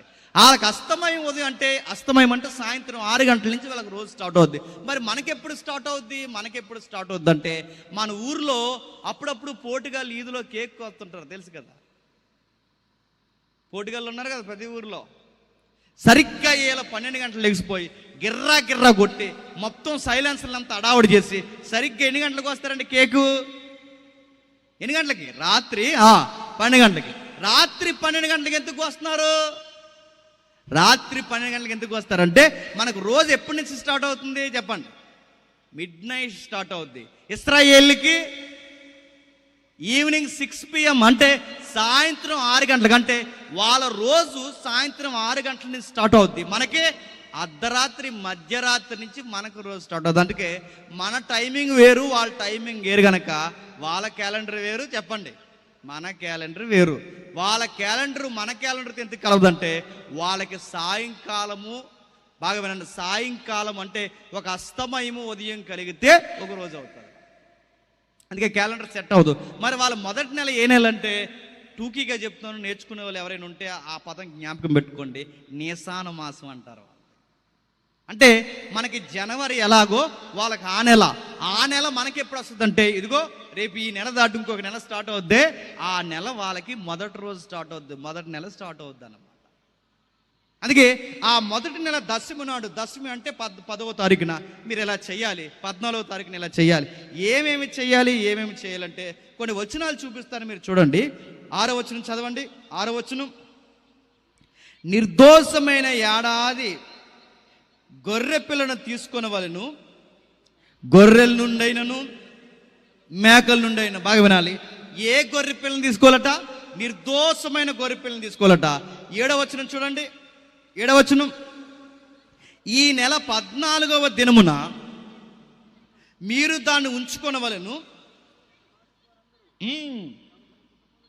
తమ తమ కుటుంబంలో సాయంకాలమందు దాన్ని చంప. నేను ఎందుకు ఈ పాయింట్ చెప్తున్నా జాగ్రత్తగా వినండి. ఒకటి, నిర్దోషమైన మగపిల్లని తీసుకోవాలట. రెండవది, 14వ రోజు కూడుకోవాలట. 14వ రోజు సాయంత్రం తెచ్చిన గొర్రె పిల్లని ఏం చేయాలట చెప్పాలి. 14వ రోజు తెచ్చిన గొర్రె పిల్లని ఏం చేయాలట? సాయంకాలం మంది చంపేయాలట. 46వ వచనం చూడండి ఒకసారి. 46వ వచనం చూడండి ఒకసారి. 46 మీరు ఒక్కింటిలోనే దాన్ని తినవలను, దాని మాంసంలో కొంచెమైన ఇంట్లో నుండి బయటకు తీసుకుని పోకూడదు, దానిలో ఒక్క ఎముకైనను మీరు విరవకూడదు. ఈ పాయింట్స్ అన్ని చదువుతుంటే మీకు ఏమర్థం అవుతుందంటే, ఏదో చరిత్ర చెబుతున్నాడు. మనం అనుకుంటాం కొన్ని ఎందుకు చదువుతున్నాం మనకు తెలియదు, అలా చదువుకుంటూ వెళ్ళిపోతాం. కానీ ఈ యుగాంతం అనే ఈ సబ్జెక్ట్ ఏదైతే మాట్లాడుతున్నారో, ఇది తెలియక మాట్లాడుతున్న వాళ్ళందరికీ అసలు దాన్ని ఎలా స్టడీ చేయాలో మనకు తెలియాలి. అంటే ఇదిగో ఐగుప్తులో జరిగిన చరిత్ర మనకి తెలియాలి. ఐగుప్తులో జరిగిన చరిత్ర మనకు తెలియాలి. ఐగుప్తులో ఏం జరిగింది? ఒక చరిత్ర నమోదైంది. ఐగుప్తులో ఒక వింతైన సంఘటన నమోదైంది. మీరు ప్రసంగి గ్రంథం చదవండి ఇంటికి వెళ్ళిన తర్వాత. ప్రసంగి గ్రంథంలో ఒక మాట ఉంటుంది తెలుసుగా. ప్రసంగి గ్రంథంలో ఏమని ఉంటుందంటే, మునుపు జరిగిందే మళ్ళీ జరగబోతుంది, మునుపు జరిగిందే మళ్ళీ జరగబోతుంది. మునుపేం జరిగింది? ముందు జరిగిందే మళ్ళీ మళ్ళీ చేస్తాడు. మునుపేం జరిగింది? ఐగుప్తిలో ఏం జరిగిందో చెప్పండి. మళ్ళీ ప్రపంచానికి దేవుడు అదే చెయ్యబోతున్నాడు. ఐగుప్తిలో ఏం జరిగింది? ఒక ఘోరమైన కలి స్టార్ట్ అయింది. ఏం స్టార్ట్ అయింది, ఏం జరిగిందో ఒక్కసారి అదే 12వ అధ్యాయం 12వ వచనం చూడండి. అదే 12వ అధ్యాయం 12వ వచనం, అదే 12వ అధ్యాయం 12వ వచనం చూడండి ఒకసారి. నేను ఐగుప్తి దేశమందు సంచరించి ఐగుప్తి దేశమందలి మనుషుల్లోనే గాని జంతువుల్లోనే గాని తొలి సంతతినంతటిని హతము చేసి ఐగుప్తి దేశంలో నుండి ఐగుప్తి దేవతలందరికీ నేను తీర్పు తీర్చేదని, బాగా వినాలి, ఆ రాత్రి దేవుడు ఏం చేస్తాడట? దేశం మీద సంచరిస్తాడట. మీకు ఆ మాట ఎలా ఉందో నాకు తెలియదు, కానీ ఈ రాత్రికి దేవుడు మన ఊరు మీద సంచరిస్తున్నాడంటే మీకు ఎలా ఉంటుందండి? రాత్రికి దేవుడు సంచరించడమే కాదు, మరణదూత కూడా మన ఊరి మీద రాత్రికి సంచరించబోతుందంటే ఎలా ఉంటుంది? ఇంకా విషయం చెప్పనా, దేవుడు సంచరించడమే కాదు, ఇంటికి ఒక శవాన్ని లేపేస్తాడంటే ఎలా ఉంటుంది చెప్పండి. మీకు అర్థం అవ్వాలంటే ఒక ఉదాహరణ చెప్తాను. ఒకే వారంలో ఈదులో 4 చచ్చిపోయారు అనుకోండి, ఆ ఈదులో వాళ్ళు ఎలా ఉంటారు చెప్పండి? టెన్షన్ వచ్చేస్తుంది ఒక్కొక్కరికి.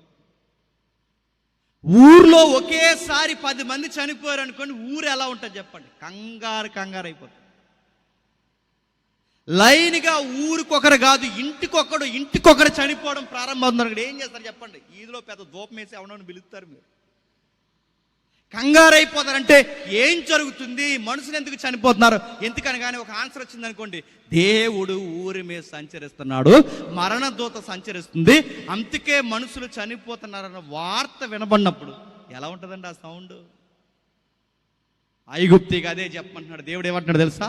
మోసే, అహరోన్లారా మీరు రండి, మీరు ఏం చెప్తారంటే, ఈ రాత్రి నేను సంచరించబోతున్నాను, సంచరించి నేను ఏం చేయబోతున్నానంటే దేవతలకి తీర్పు తీర్చబోతున్నాను. ఎవరికట? దేవతలకి. ఏ దేవతలకి?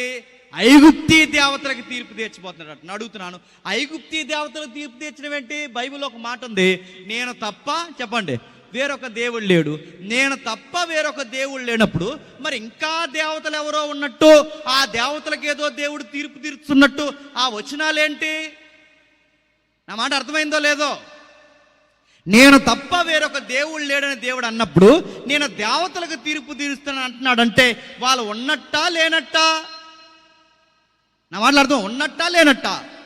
నేను తీర్పు తీరుస్తానంటున్నాడంటే ఉన్నట్టేగా. మరి బైబిల్ ఏమనుంది? నేను తప్ప చెప్పండి వేరొక దేవుడు లేడని. నేను తప్ప వేరొక దేవుడు లేడని దేవుడు చెప్పినప్పుడు మరి దేవతలు ఎలా వచ్చాయి? మీకు ఇంకా బాగా అర్థం కావాలంటే, ఎవడో ఒకడు పనికిమాలలో ఉంటారు కదండి సభల్లో, ఆ పనికిమాలలో నిలబెడరాయి సభ నేను సంగతి తేలుతాను అన్నాను అనుకోండి. అలా ఏలు జీవించి ఇన్ని ఎవడనో తిడుతున్నాడని అర్థం. ఎవడో లేకపోయినా నేను ఇలా ఏలు జీవించి అవునేరా నీ సంగతి చూస్తాను అనుకోండి. అక్కడ ఎవడు లేడు, అక్కడ ఎవడు లేకపోయినా నీ సంగతి చూస్తానంటే ఇప్పుడు మీరు నన్ను ఏమంటారు చెప్పండి? పాపం మీకు ఏదో అయిపోయింది, ఎక్కడో దిక్కుని జాయిన్ చేయండి పాపం అనుకుంటారా అనుకోరా? నేను గాల్లోకి ఒకడు వేపు చూపించి మాట్లాడుతున్నానంటే ఖచ్చితంగా మీరు ఏమనుకుంటారు చెప్పండి? ఈయనకి ఏదో అయింది అనుకుంటారుగా. నేను ఒకరిని చూసి తిడుతున్నానంటే అక్కడ ఎవడో ఉండాలి. ఎవరు లేకుండా నేను ఒకరిని తిట్టి నీ సంగతి చూస్తాను అన్నానంటే, ఎవరు లేనప్పుడు నీ సంగతి చూస్తానంటే ఆ మాటకు అర్థం ఉందా? లేదు. ఇప్పుడు నేను నీ సంగతి చూస్తానంటే అక్కడ ఎవడో ఉండాలి. ఈ లాజిక్ మీకు అర్థమైతే ఈ రాత్రికి దేవతల సంగతి చూస్తానన్నాడంటే దేవతలు ఉన్నట్టా లేనట్టా? ఉన్నారు. వాళ్ళు దేవుళ్ళుగా ఉన్నారు కానీ దేవుళ్ళు కాదు. దేవతలుగా ఉన్నారు, దేవతలు కాదు. అదేంటి? వాడు దేవత కాదా? దేవుళ్ళు కాదంటే ఐగుప్తీయులు ఉన్నవి దేవుళ్ళు కాదు, ఐగుప్తీయులు ఉన్నవి దేవతలు కాదు. మరి ఎవరు మరి దేవుళ్ళని పిలవబడతాడంటే వాడు దయ్యాల మోకతో ఉన్నారు.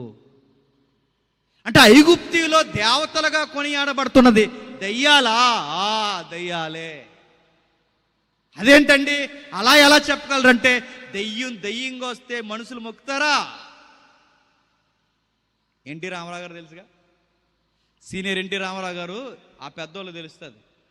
వాళ్ళు రాజకీయ ప్రసంగాల్లో ఆయన రాజకీయ ప్రసంగం చేస్తూ చమత్కారంగా ఒక ఉదాహరణ ఎత్తాడు. ఏమనంటే, ఆ టైంలో ఆయన పార్టీని మొక్కలు చెక్కలు చేస్తున్నారు. ఆ టైంలో ఆయన ప్రసంగులు ఎత్తుకున్న ఎగ్జాంపుల్ అన్నమాట. ఆయన ఏమంటాడంటే, దొంగే జనాల్లో కలిసిపోయి అన్నాడట, అక్కడ ఉన్నాడు దొంగ అన్నాడు. దొంగోడే జనాల్లో కలిసిపోయి అడుగో దొంగ అడుగో దొంగ అంటే ఇక దొంగ ఎవడండి? దయ్యం ఎలా వచ్చిందో తెలుసా? నేను దయ్యాన్నని రాలేదట, మరి ఐగుప్తిలో దేవతలుగా దేవుళ్ళుగా టెస్టేసి కూర్చుంది. దేవుడు అన్నాడు, మోసే అహరోనులారా ఫరోకు చెప్పండి, నాకు రగడ ఎందుకు స్టార్ట్ అవుతుందంటే, బాగా వినాలి ఐగుప్తి ప్రజలు, నాకు గొడవ ఎందుకు స్టార్ట్ అవుతుందంటే నాకు ఫరోతో కాదు ఇబ్బంది, నాకు ప్రజలతో కాదు ఇబ్బంది, అసలు వీళ్ళందరినీ ఇలా తయారు చేసిన ఆ పతనమైపోయిన మోక సాతాన మోకను చూసారా, ఆ దయ్యంగుడితో గొడవ అన్నాడు. ఐగుప్తిలో విష సంస్కృతి పెరిగిపోయింది. అంటే పొరుగువాడి సంసారాన్ని గౌరవించుకోలేని విష సంస్కృతి పెరిగిపోయింది. వాడి భార్యని ఈడు లాక్కుంటాడు, ఈడు భార్యని ఆడు లాక్కుంటాడు, ఈడు భార్య ఆడు భార్య ఈడు, అంటే ఒక విష సంస్కృతి. అప్పటికి ఐగుప్తి అధికారికి ఎంతో మంది భార్యలున్నా శారంను ఎత్తుకుపోయాడంటే మీకు ఐగుప్తి ఎలా ఉందో మీకు అర్థం అవ్వాలి. ఇశ్రాయేల్ని బయటికి పిలిచిన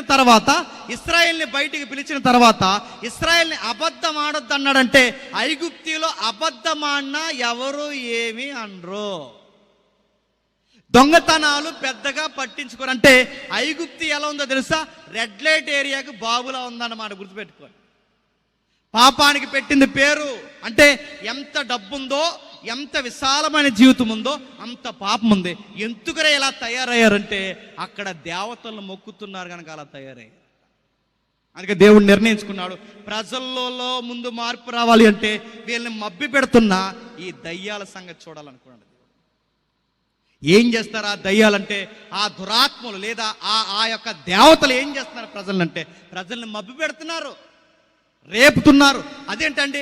అలాంటి దేవతల్ని ఆకారాలు ముక్తే ప్రజలు అలా తయారవుతారంటే ఎందుకు తయారవరు? నేను అడుగుతున్నాను, ఒక ఉదాహరణ అడుగుతాను, చెప్పండి. దేవుడి పేరు మీద సారా పంచుతున్నారంటే నేను అడుగుతాను, ఆ దేవుడి పేరు మీద సారా పంచుతున్నారంటే అక్కడ ఉన్నది దేవుడు అంటారా, దేవుడి ముసుగులో ఉన్నది దయ్యం అంటారా? చెప్పండి. దయ్యం.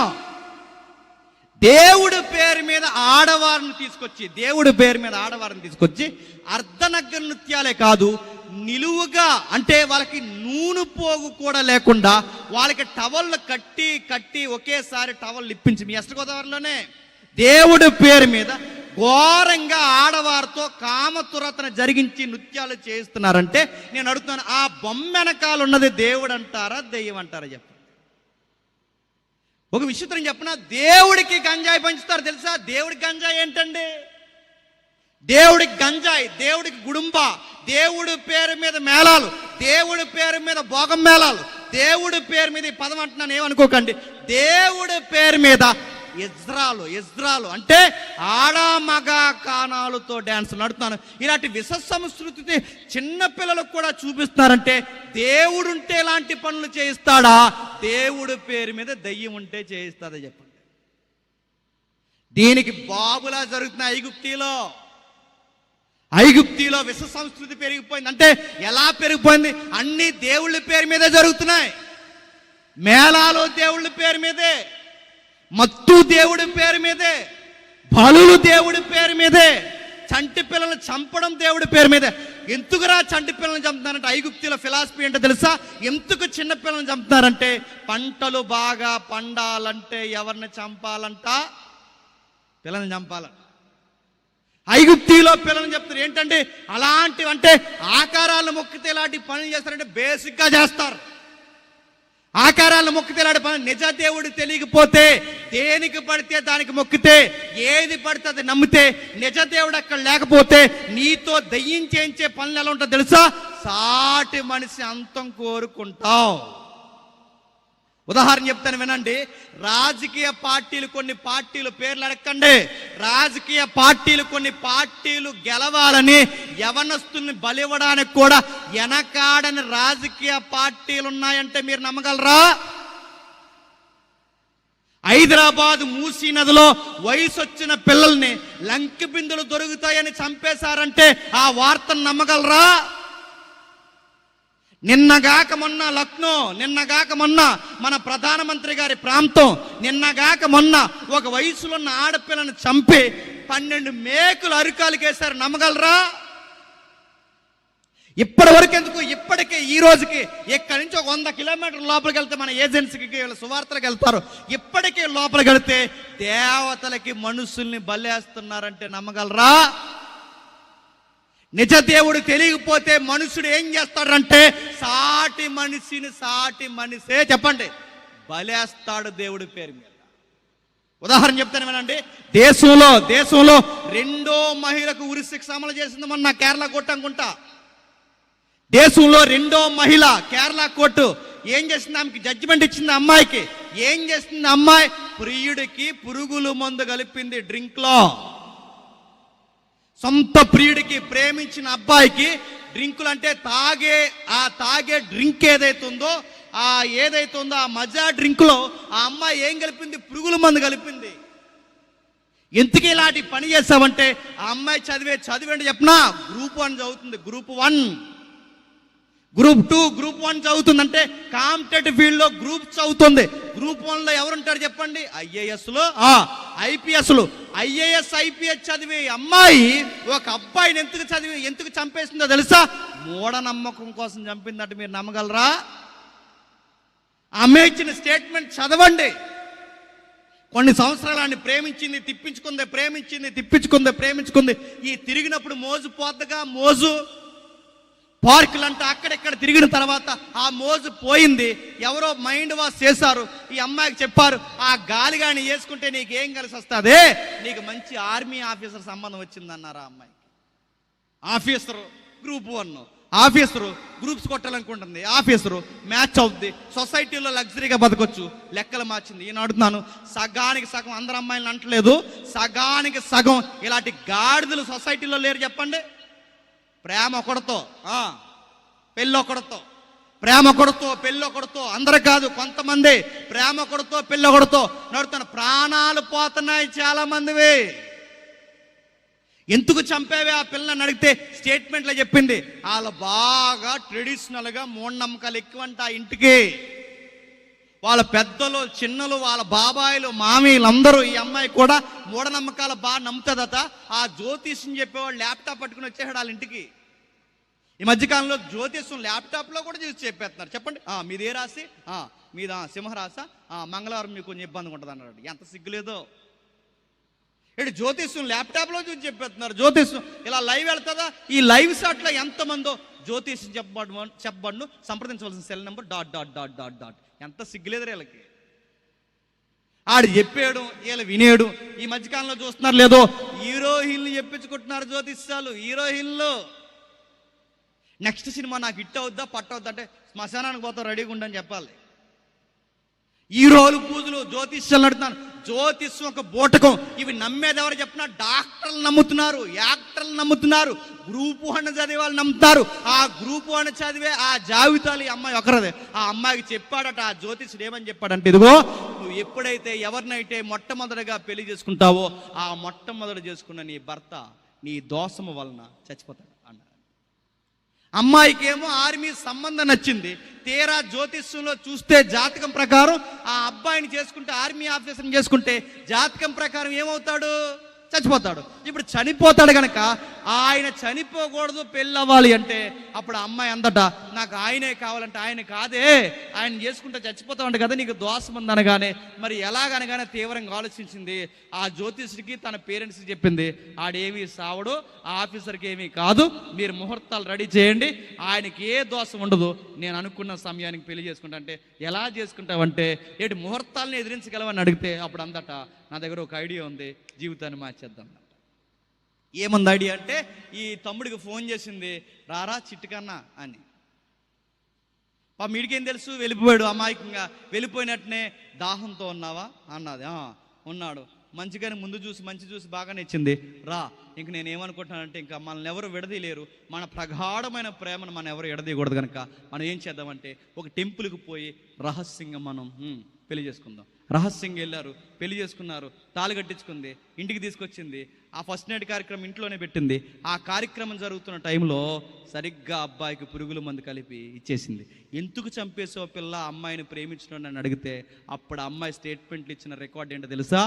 నా దోషం పోవాలంటే మొదటి భర్త చచ్చిపోవాలి కనుక ఆ మొదటి భర్తగా ప్రేమికుడిని చంపేశాను. ఆర్మీ ఆఫీసర్ని చేసుకోవడానికి ప్రేమించినోడికి పురుగుల మందు ఇచ్చేసింది. చూడండి ఏమి నమ్మిందండి ఈ అమ్మాయి, ఏమి నమ్మింది అమ్మాయి అంటే మూఢనమ్మకం. అడుగుతున్నాను, గ్రూప్ 1 చదివిన వాళ్ళు నమ్ముతున్నారు, ఆఫీసర్లు నమ్ముతున్నారు, ఇంజనీరింగ్ చేసిన వాళ్ళు నమ్ముతున్నారు, బీటెక్ ఎంటెక్ చదివే స్టూడెంట్స్ నమ్ముతున్నారు, సైన్స్ స్టూడెంట్స్ కూడా ఇలాంటివి నమ్ముతున్నారు. ఎందుకు చెప్పనా? ఎందుకు నమ్ముతారంటే మీరు రాసి పెట్టుకోండి. ఎందుకు నమ్ముతారు చెప్పనా? నీ దేవుడు ఎలా అంటాడో నీకు క్లారిటీ లేకపోతే, నువ్వు నమ్మే దేవుడు ఎలా అంటాడో నీకు క్లారిటీ లేకపోతే నువ్వు చేసే పనులన్నీ దుర్మార్గపు పనులే అవుతాయి. నీ దేవుడు సరైనోడైతే నువ్వు చేసే పనులు కూడా అర్థవంతంగా లాజిక్కి సరిపోతాయి. నువ్వు చేసే పనులు సరిగ్గా ఉండక సొసైటీకి కీడైపోతున్నాయంటే నువ్వు నమ్మేది దేవుడిని కాదు, దేవుడి పేరు మీద చెప్పండి దయ్యాన్ని నమ్ముతున్నావు. ఐగుప్తులు ఇవే ఎక్కువైపోయినాయి. మనుషులు మనుషులు చంపుకుంటున్నారు, నదులకి బలిచ్చుకుంటున్నారు, మనుషులు మనుషులు చంపుకుంటున్నారు. సగం ఎద్దు ఆకారం ఉంది, సగం మనిషి ఆకారం ఉంది, సగం పిల్ల ఆకారం ఉంది, సగం మనిషి ఆకారం ఉంది. ఇలాంటి ఆకారాలన్నింటినీ మొక్కుతున్నారు. దేవుడు అన్నాడు, ఈ దేవతల సంగతి రాత్రి తేల్చేస్తాను. తేలుస్తాడు. రాత్రికి వాళ్ళొక్కరినే దేవతలనే చంపుతాడా? దేవుడు ఇంకో మాట కూడా అన్నాడు, ఈ దేవతల మొక్కునోళ్ళ సంగతి కూడా తేల్చేస్తాను. అంటే ఈ దేవతల్ని తీసేస్తా అన్నాడు. ఈ దేవతల్ని మొక్కిన ప్రజలను కూడా చెప్పండి తీసేస్తానన్నాడు. ఇప్పుడు బాగా వినాలి. ఎవరు మొక్కుతున్నారు ఆ దేవతల్ని? ఐగుప్తీయులు. ఎవరు మొక్కుతున్నారు ఆ దేవతల్ని? చెప్పాలి, ఐగుప్తీయులు. విచిత్రం ఏంటి చెప్పనా? ఇశ్రాయేలీలు కూడా మొక్కుతున్నారు. ఎవరు మొక్కుతున్నారు? ఇశ్రాయేలు కూడా మొక్కుతున్నారు. అదేంటి? ఇశ్రాయేలు నిజ దేవుని మొక్కుతున్నారుగా, మళ్ళీ ఈ దేవతల్ని ఎలా మొక్కుతున్నారంటే మనం మొక్కట్లేదా? ఎంత సిగ్గులేని వరాలు ఉంటాయంటే ఇక్కడ చాలామందికి నాకు తెలుసు ఎంత సిగ్గులేని వరాలంటే పాస్టర్ గారితో ప్రార్థన ఏం చేస్తారు, బేపనాయంతో ముహూర్తం పెట్టి. నీకు ఎంత సిగ్గులేదో. ఒక ఆవిడ అంతా, ఇదిగో పాస్టర్ గారు రేపు మీరు 11:30కి వచ్చేయాలండి ఫంక్షన్కి అందంట. అది కదమ్మా, రేపు ఏమైనా ట్రాఫిక్ జామ్ గడ అవుతే కొంచెం 10 నిమిషాలు అటు ఇటు అవుతే నహి జిందకి 11:30కి వచ్చేయండి అందంట. అలా కాదమ్మా, కొంచెం ఏదైనా ఆలస్యం రావాల్సిందే అన్నారు. ఏమ్మా అని అడిగితే పాస్టర్ గారికి చెప్పింది ఏమని చెప్పినా, వేపనాయన ముహూర్తం 11:30కి పెట్టారు, సరిగ్గా టైంకి వచ్చింది. నేను అడుగుతున్నాను, పిలవడానికి ఆవిడికి సిగ్గులేదు? ఇంక నెక్స్ట్ నన్ను అడగండి. పిలవడానికి ఆవిడికి సిగ్గు లేదు. నడుతున్నాను ఈయనకు ఉండాలి కదండి. నువ్వు బేపనాయంతో మళ్ళీ మాతో ముహూర్తాలంటే అడగాల. నడుతున్న ఈరోజు అడ్జస్ట్ అయిపోయారు. ఎంత అడ్జస్ట్ అయిపోయారు చెప్పిన, ఒక పాస్టర్ గారు చర్చి కట్టడానికి ముహూర్తం పెట్టించుకోవడానికి బేపనాయం దగ్గరికి వెళ్ళాడంటే ఇంకేమనాలి చెప్పండి. సంఘ పెద్దలే వాస్తులు చూసి కడుతున్నారంటే ఇంకేమనాలి చెప్పండి.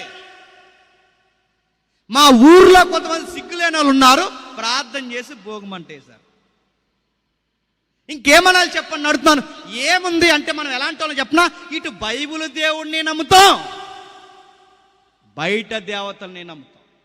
ఇటు బైబిల్ దేవుడిని నమ్ముతాం, బయట దేవుడిని నమ్ముతాం. ఇటు దేవుడిని నమ్ముతాం, బయట మూఢనమ్మకాలు నమ్ముతాం. ఇశ్రాయేల్ ఎంతకన్నా ఘోరం అయిపోయారు. యెహోవాని నమ్ముతున్నారు, ఐగుప్తీ దేవతను నమ్ముతున్నారు. దేవుడు నిర్ణయించుకున్నాడు, ఈ రాత్రికి ఐగుప్తీలనే కాదు తీసేయాలనుకుంటున్నది, ఈ రాత్రికి దేవతలనే కాదు నేను తీసేయాలనుకుంటున్నది, ఈ రాత్రికి ఇశ్రాయేలు తొలి సంతానాన్ని కూడా చెప్పండి తీసేస్తా అన్నాడు. ఎందుకు?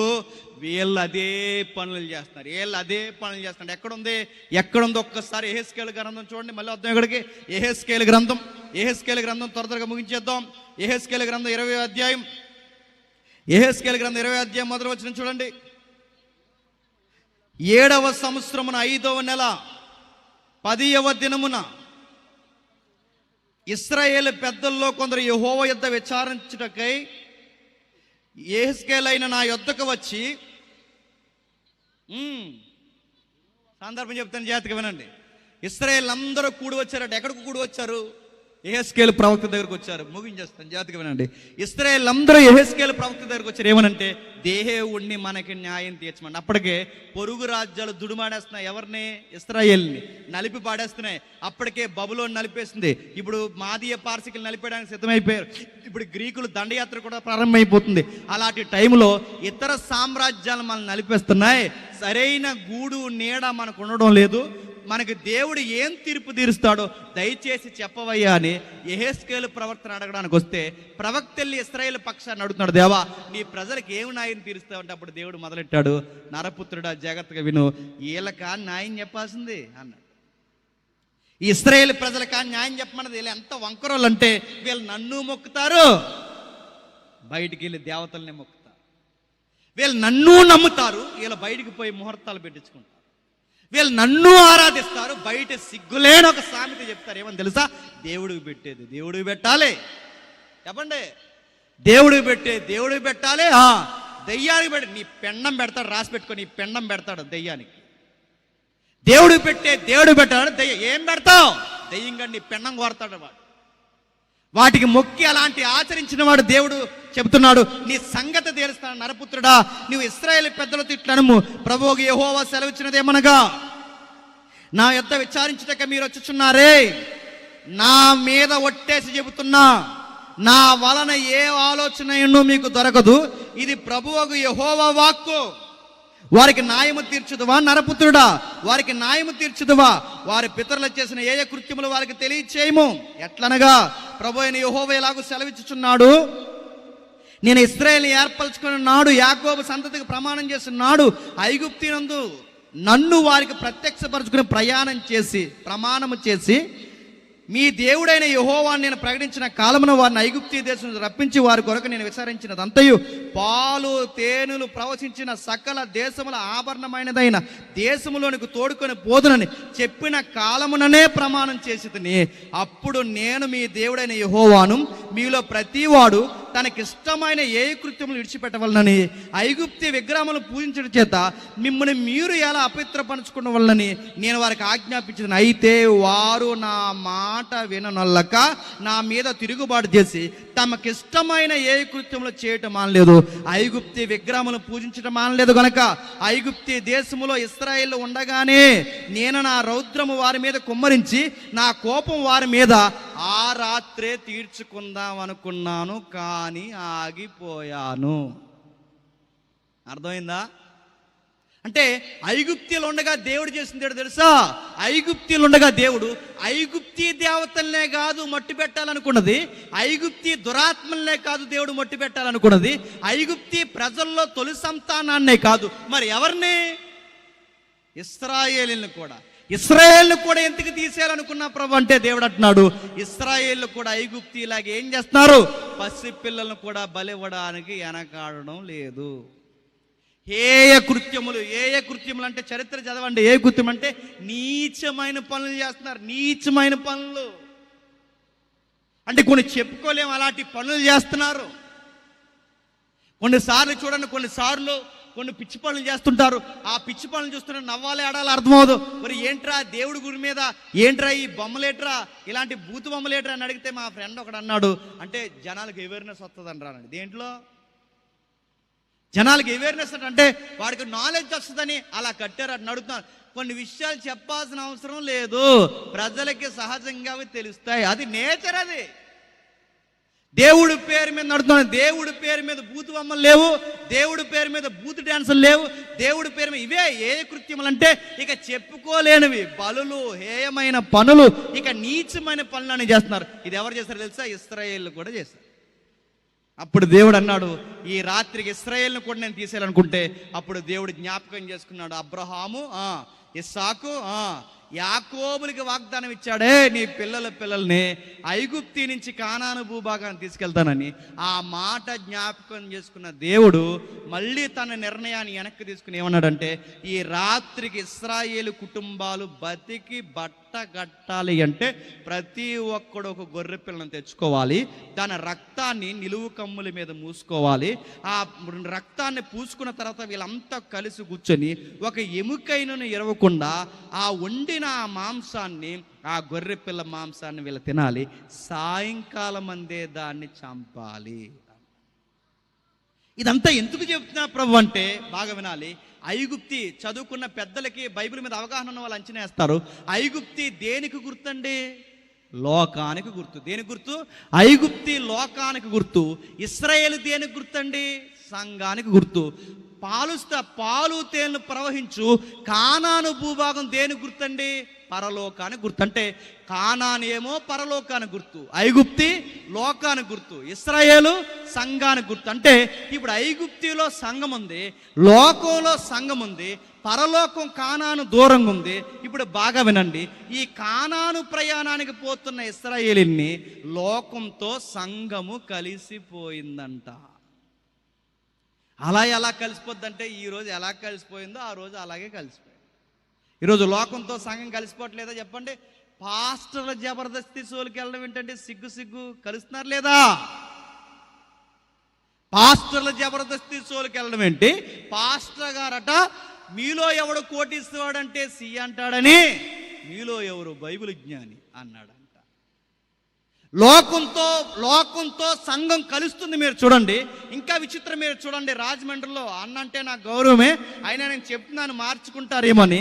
ఆ రాజమండ్రిలో ఉన్న ఆ అన్న ఎవరైతే ఉన్నారో ఆ దైవజనులు, ఆయన విచిత్రమైన ప్రోగ్రాం పెట్టాడు. ఆ ప్రోగ్రాం ఏంటో చెప్పనా? Sing for Jesus. దేవుని కొరకు అంటే జీసస్ కొరకు పాడాలి. ఎలా పాడాలి? సరే పాడండి, దేవుని కొరకు పాడొద్దు అంటలేదు. కానీ ఈ ప్రోగ్రామ్ డిజైన్ అంతా చూస్తుంటే ఏదో గుర్తొస్తుంది. అది ఏసో డీసో. ఆ షోలో జడ్జిలు కూర్చుంటారు. ఆ షోలో జడ్జిలు కూర్చుంటే ఐడియాసో లాసో ఈసో ఏ ఉంటాయి కదండి. ఆ షోలో జడ్జిలు కూర్చుంటారు. ఆ జడ్జిలు కూర్చుంటే ఈ సింగర్స్, లోకి సంబంధించిన సింగర్స్ పాడితే వాళ్ళు అన్నారట, నువ్వు సా అలా ఎత్తకూడదు, సా అనాలన్నారు. గాను కొంచెం గా దీర్ఘం ఇవ్వాలన్నారట. ఇప్పుడు సేమ్ ఫీలింగ్ అండి. ఇలా జడ్జిల్లా కూర్చుంటే ఈ క్రైస్తవ సింగర్లు పాడుతుంటే నీ గానం ఎలా ఉందంటే అలా ఉంది అన్నారంట. ఇదిగో నువ్వు కూడా ఏం చేయాలంటే గాని ఇలా పలకాలి, సాని ఇలా నడుతున్నాను. ఇది ఎక్కడో కాపీ కొట్టలేదు. మళ్ళీ అడ్వర్టైజ్మెంట్ కూడా సేమ్ అండి. నేను చెప్తున్నాను, మీరేదో అనుకుంటున్నారేమో కానీ లోకాన్ని చూసి సంఘం వాతలేసుకుంటుంది. ఇలాగే కలిసారు ఐగుప్తిలో ఇశ్రాయేలు ఇలాగే కలిసారు. తొక్కి నారదీస్తాడు రాత్రికి రాత్రే, తీసి పడేస్తాడు రాత్రికి రాత్రే, నలిపేస్తాడు రాత్రికి రాత్రే, దులిమాడేస్తాడు రాత్రికి రాత్రే. మీరు మళ్ళీ బతికి బట్ట కట్టాలంటే ఐగుప్తి లోకంతో కలిసారుగా, ఆ లోకం నుంచి మీరు వేరవ్వాలి అంటే రక్తం వెనకాలకు రండి అని చెప్పి, గొర్రెపిల్ల రక్తం వెనకాలకు రండి అంటే ఐగుప్తి లోకానికి గుర్తు, ఇశ్రాయేలు సంఘానికి గుర్తు, కానాను పరలోకానికి గుర్తు. అయితే ఇప్పుడు మునుపు జరిగిందే చెప్పండి, మళ్ళీ జరగబోతుంది. మునిపేం జరిగింది? ఐగుప్తి మీదకి దేవుడు వచ్చాడు, ఐగుప్తి మీదకి దేవుడు వచ్చాడు. ఇప్పుడు బాగా వినండి, ఐగుప్తి అంటే లోకం, మళ్ళీ అదే జరగబోతుంది. ఈ లోకమంతా ఐగుప్తి అయితే నేడు రేపు దేవుడు ఈ లోకం మీదకి రాబోతున్నాడు. నేడు రేపు ఈ లోకం మీదకి దేవుడు రాబోతున్నాడు. ఐగుప్తి మీదకి రావడానికి ప్రధాన కారణం దేవతల సంగతి చూడ్డానికి మళ్ళీ దేవుడు లోకం మీదకి వస్తున్నాడంటే మళ్ళీ దేవుడు ఈ లోకానికి పట్టిన దురాత్మల సంగతి తేల్చడానికి రాబోతున్నాడు. ఎక్కడుంది ఆ వచనం? ఎబిసీయులకు రాసిన పత్రిక చూడండి. ఎబిసీయులకు రాసిన పత్రిక ముగిద్దాం, ఒట్టే చెబుతున్నాను, ముగిద్దాం, మీ మీద ఒట్టు. ఎబిసీయులకు రాసిన పత్రిక 2వ అధ్యాయం, ఎబిసీయులకు రాసిన పత్రిక 2వ అధ్యాయం మొదటి వచనం చూడండి. ఎబిసీయులకు రాసిన పత్రిక 2వ అధ్యాయం మొదటి వచనం నుండి, మీ అపరాధముల చేతను పాపముల చేతను మీరు చచ్చిన వారై ఉండగా ఆయన మిమ్మల్ని క్రీస్తుతో కూడా బ్రతికించెను. మీరు వాటిని చేయిచు వాయుమండల సంబంధమైన అధిపతిని అనగా అవిధేయులైన వారిని ఇప్పుడు ప్రేరేపించే శక్తిని, అధిపతిని అనుసరించి ఈ ప్రపంచ ధర్మము చొప్పున మునుపు నడుచుకున్నారు. ఇంకా ఈ ప్రపంచం అలాగే నడుచుకుంటుంది. ఈ ప్రపంచాన్ని ఎవడో ప్రేరేపిస్తున్నాడు, ఆడి పేరు అధిపతి అట. ఆ అధిపతి, ఆడికున్న పేరు అధిపతి, ఆడికి మరో పేరేంటో తెలుసా? ప్రేరేపించే శక్తి. ఏం చేస్తాడట? ప్రేరేపిస్తాడు. ఐగుప్తిలో దేవతలకు వచ్చాడు, వాళ్ళని ప్రేరేపించాడు, తమను తామే చంపుకున్నాడు. ఇప్పుడు లోకమని ఐగుప్తికి పట్టాడు, ఈ లోకాన్ని కూడా ప్రేరేపిస్తున్నాడు. ఏమని ప్రేరేపిస్తున్నాడు? ఒరే, నువ్వు పుట్టింది దేనికంటే, ఐఫోన్ కోసం పుట్టావరా, మీ నాన్న ఐఫోన్ కొనకపోతే చచ్చిపోరా అని ఆయన అలా ప్రేరేపిస్తున్నాడు. కొంతమందిని ఎలా ప్రేరేపిస్తున్నాడు చెప్పనా? నువ్వు పుట్టిన ఆ పిల్ల కోసమే పుట్టావరా, ఇంకా ఆ పిల్ల లేకపోతే నీ బతుక్కి పరమార్థం లేదురా, దేవుడు నిన్ను ఈ పిల్ల కోసమే పుట్టించాడు, ఇక ఈ పిల్ల లేకపోతే నువ్వు చచ్చిపోరంటే ఆ పిల్ల కోసం ఈ సిగ్గులేనాడు పురుగుల మందు తాగి చచ్చిపోతున్నాడు. ఒక్కొక్కడిని ఒక్కలా ప్రేరేపిస్తుంది. వయసులో ఉన్నవాడిని ఒకలా ప్రేరేపిస్తుంది, వయసు మళ్ళీ ఒకలా ప్రేరేపిస్తుంది, వయసు అయిపోయిన ఒకలా ప్రేరేపిస్తుంది, భక్తి ఉన్నవాడిని ఒకలా ప్రేరేపిస్తుంది, భక్తి లేని ఒకలా ప్రేరేపిస్తుంది. అందుకే బైబిల్లో వాడిని ప్రథమేడు చెప్పనా, ఇది ఒక చీకటి ప్రపంచం. ఈ చీకటి ప్రపంచానికి అధిపతి చెప్పండి, సాతానుగాడి వాడి యొక్క దూతలు. అందుకే చూడండి, ఒక్క సినిమా తినంగా ఉందా చూడండి, ఒక్క సినిమా ఈ సొసైటీకి వాడు పట్టాడు అనడానికి గుర్తు అదేనండి. ఒక్క సినిమా తినంగా ఉందేమో చూడండి. ఒకప్పుడు టైటిల్ ఏడు తెలుసా? కొడుకు దిద్దిన కాపురం. ఇప్పుడు టైటిల్ ఏడు చెప్పనా? కొడుకు సెడగొట్టిన కాపురం. ఒకప్పుడు టైటిల్ ఏంటి చెప్పనా? ఉత్తమ కొడుకు. ఇప్పుడు సన్నాసెదవ. టైటిల్ అదే. ఒకప్పుడు హీరో అంటే ఎథిక్స్ ఉండేవి, ఇప్పుడు హీరోకి గంజాయి, గొట్క, దరిద్రం, బ్లేడ్ ఎదవలందరూ ఈరోజు హీరోలు. మీరు చూసారు లేదు? బ్లేడ్ ఎదవలందరూ హీరోలు అండి, మీరు చూసారు. ఈ మధ్యకాలంలో రే ఏంట్రా ఇలాంటి దొంగతనాలు చేస్తున్నావు, ఏంట్రా నీకు ఈ పని ఏంట్రా అని అడిగితే ఆడు చెప్పిన స్టేట్మెంట్లో, పోలీస్ స్టేట్మెంట్లో ఏమిచ్చాడు చెప్పినా, ఇలాంటి పని చేసేవేట్రా అని అడుగుతాడు. అన్నాడు, నేను పుష్ప సినిమా చూశాను అన్నాడు. పుష్ప అంట. నేను అడుగుతున్నాను, సినిమాలు చూడండి ఎంత దరిద్రపు యాసలంటే మీరు చూడండి, ఒక మనిషిని నరికి ఆ కత్తి నోట్లో పెట్టుకొని ఆడి లింగిపై కట్టి ఆ రక్తమంతా ఇలా మీద పడిపోతుంటే బా ఏమందరూ వాలు పోస్టర్ అంటున్నారంట. రే అదంతా డెవిల్ ప్రాక్టీస్, దయ్యపు ఆలోచనలు రావని. అవన్నీ దయ్యపు ఆలోచనలవే. ఒక మనిషిని చంపితే హీరో అంటున్నావేంటి, ఒక రక్తం ఒలిగితే హీరో అంటున్నావేంటి, ఒకడు ఇలా తలకాయ నరికి ఆ తలకాయ ఇలా పట్టుకుంటే అది వాల్ పోస్టరు, ఆ తలకాయ కింద మన ఎదవలందరూ ఫోటోలు వేసుకోవడం లేరు. మన ఊర్లో చెప్తున్నాను, ఇంకో విషయం చెప్తున్నాను, మీరు ఏమనుకుంటా అనుకోండి. ప్రత్యేకించి తాగుళ్ళలో, బలహీనతలో, దరిద్రపు పనుల్లో ఎక్కువ చెడిపోయేది ఎవరో చెప్పినా, మన బడుగు బలహీన వర్గాల్లో ఉన్న కుర్రోళ్ళే పాడైపోతున్నారు. తాగుళ్ళు తాగేది మన బడుగు బలహీన వర్గాల్లో ఉన్న వాళ్ళే. చదువులు అంతంత మాత్రంగా చదివి దేనికి పనికి రాకుండా చివరికి నేరాలకు అలవాటు పడుతున్న ఎక్కువ మంది మన పిల్లలు ఉన్నారు. మన తెగలలో రాజ్యాంగాలు రాసిన వాళ్ళు పుట్టారు, మన తెగల్లో దేశాన్ని శాసించిన వాళ్ళు పుట్టారు, మన తెగల్లో ప్రధానమంత్రి హోదాకి వెళ్ళిన వాళ్ళు పుట్టారు. ఈరోజు మన తెగల్లో దరిద్రులు పుడతారు. మీరు చూడండి, ఎందుకు పుడుతున్నారు? మన అయ్యలకు బుద్ధి లేదు. ఎందుకు చెప్పినా, అయ్యే కాయెట్టుకుని తిరుగుతున్నాడు. అయ్యి కాయెట్టుకుని వచ్చాడట, కొడుకు గ్లాస్ అట్టుకుని వచ్చాడట. వీళ్ళిద్దరూ కలిసి కూర్చుంటే వాళ్ళ అమ్మ సిగ్గు లేకుండా ఆమ్లెట్ వేసుకుని వచ్చిందంట.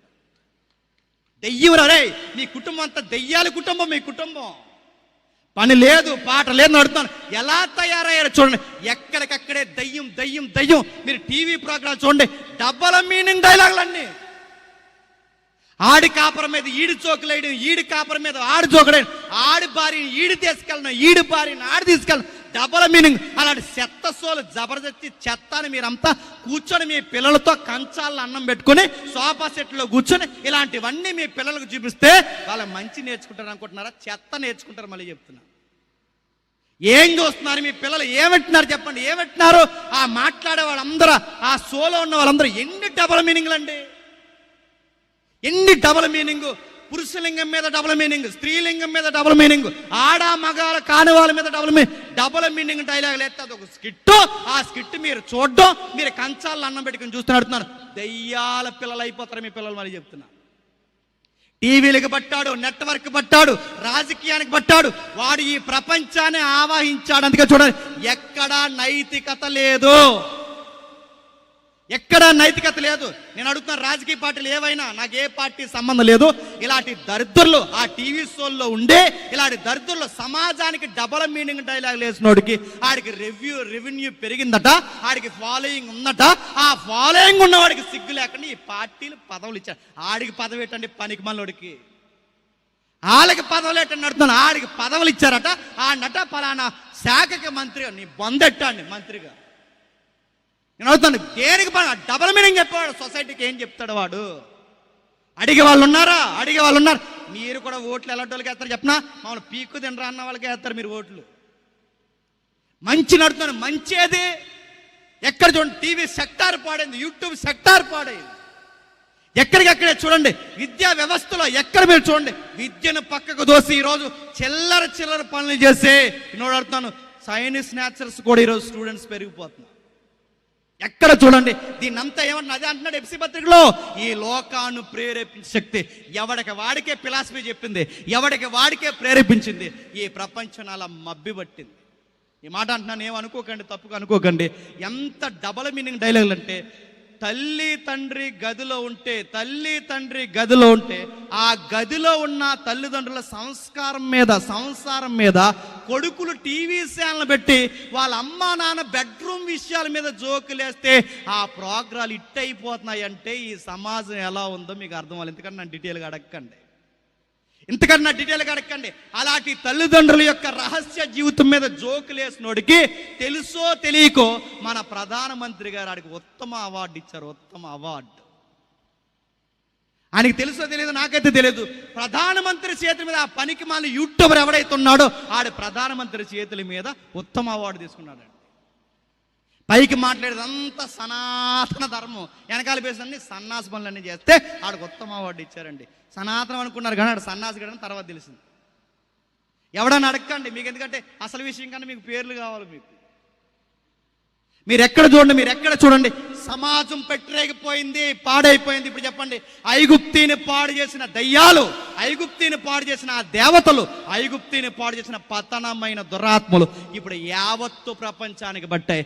ఆ రోజు ఐగుప్తి దుమ్ము దులపడానికి ఆ రోజు రాత్రి దేవుడు దిగితే ఇప్పుడు మళ్ళీ దేశాలకు పట్టిన, ప్రపంచానికి పట్టిన ఈ దురాత్మల్ని పట్టి తొంగలో తొక్కడానికి వేవేల పరిశుద్ధ పరివారంతో దేవుడు రాబోతున్నాడు. దాన్నే యుగాంతం అంటారు.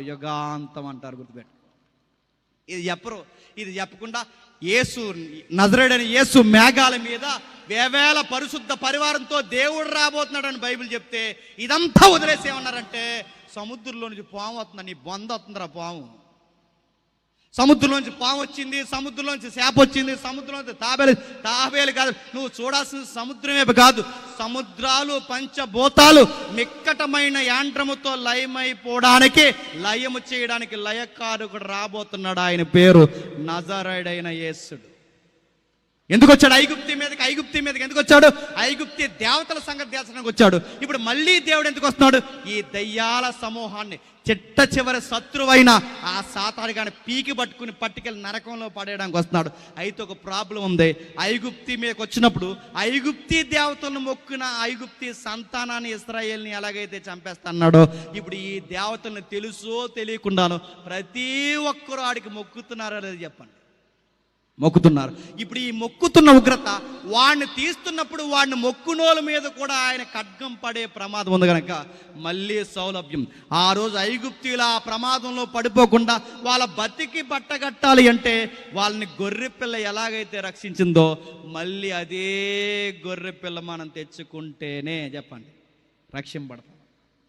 గొర్రెపిల్ల ఏంటంటే టక్క 4 విషయాలు చెప్పి నేను ముగిస్తాను. చూడండి ఏముందంటే ఇందాక మనం చదువు, ఆ గొర్రెపిల్ల ఎలా ఉండాలట? నిర్దోషమైనది ఉండాలట. ఆ గొర్రెపిల్ల ఎలా ఉండాలట? 14వ రోజు చంపేలట. ఆ 14వ రోజు సాయంకాలం మంది చంపేలట. ఆ గొర్రెపిల్ల ఒక ఎముక కూడా ఎరవకూడదట. ఆ గొర్రెపిల్ల రక్తాన్ని నిలువు కొమ్ములకి అడ్డు కొమ్ముకి రాసి ఆ గొర్రెపిల్ల రక్తం వెనక దాకోలంట. దాని పేరు పస్కా అంటారు. ఈ పస్కా అంటే చెప్పినా బాగా వినండి. ఈ పస్కా గుర్తులన్నీ దేనికంటే రాబోతున్న నిజమైన పస్కా బలి పశువు నజరేయుడైన యేసుకు సంబంధించి. అంటే ఎలా అంటే ఒక నిర్దోషమైన గొర్రెపిల్ల అన్నాడా? పిలాతు జడ్జిమెంట్ ఇచ్చినప్పుడు పిలాతు ఏమన్నాడండి?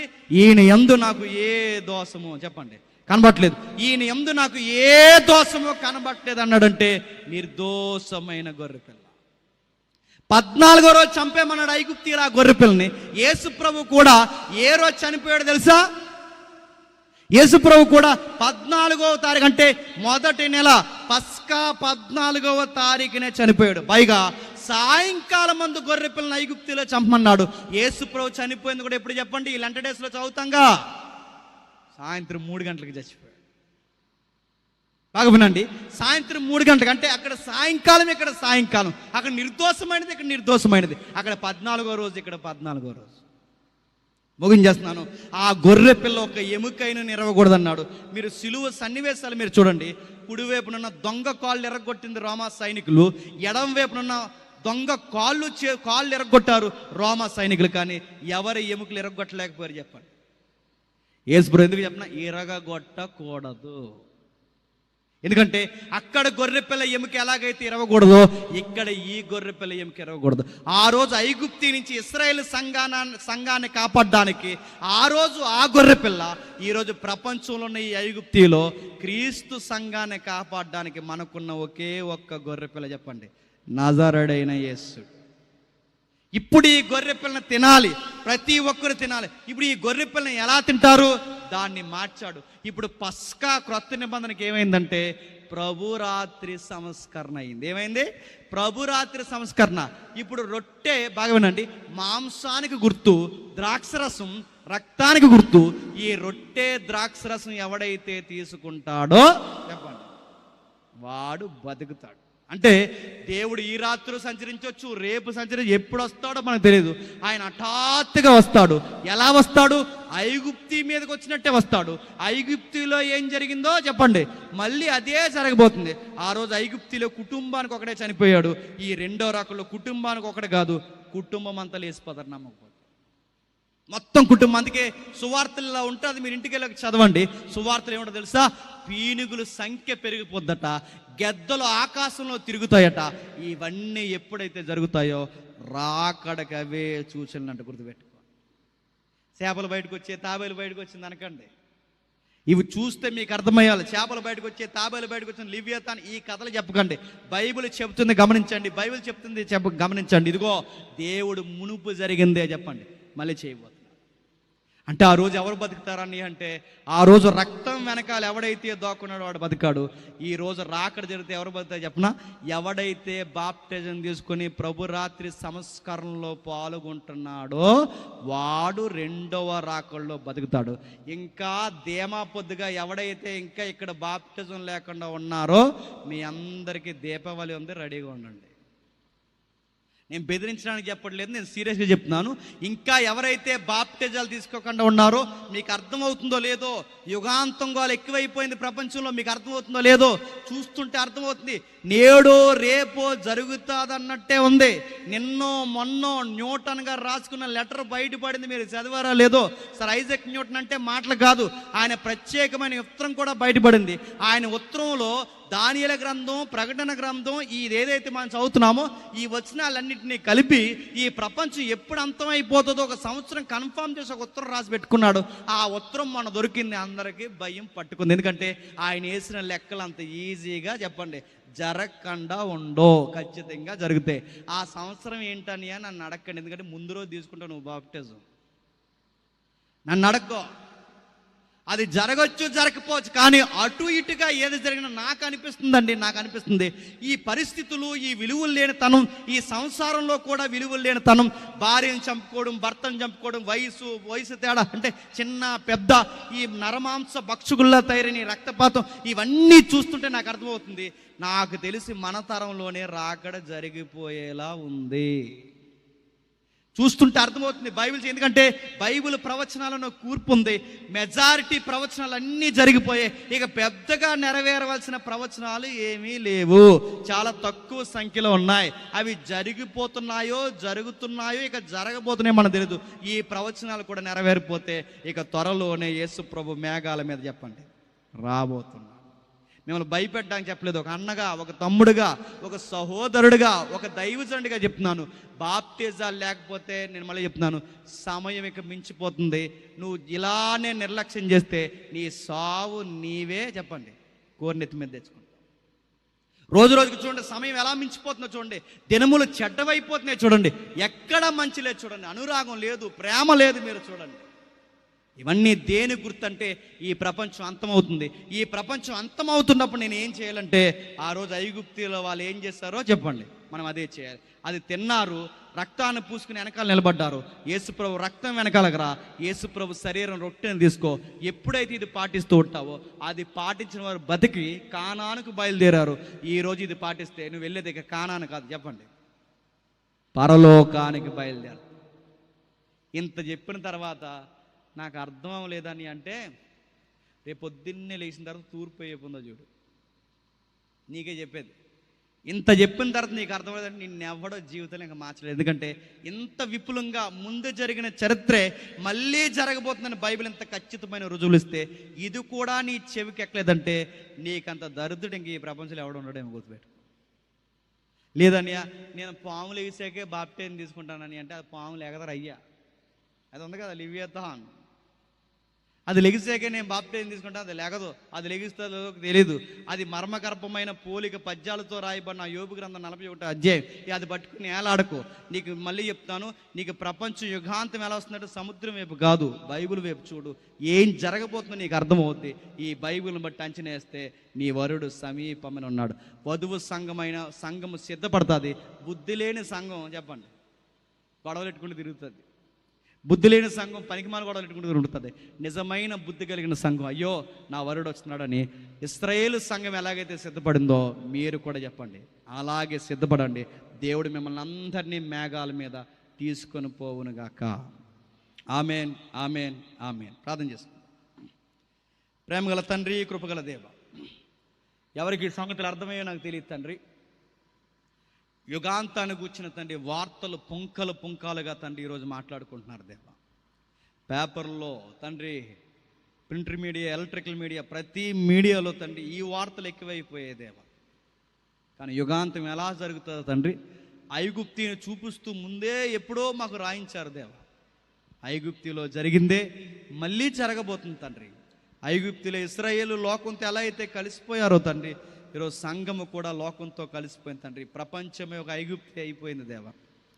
ఆ రోజు ఐగుప్తిలో ఆ మాయా స్వప్నాలు ఎలాగైతే ఉండి తండ్రి వారిని మభ్యపెట్టాయో, ఈరోజు మొత్తం ప్రపంచాన్ని ప్రేరేపించే శక్తిగా వాడే ఉన్నాడు తండ్రి.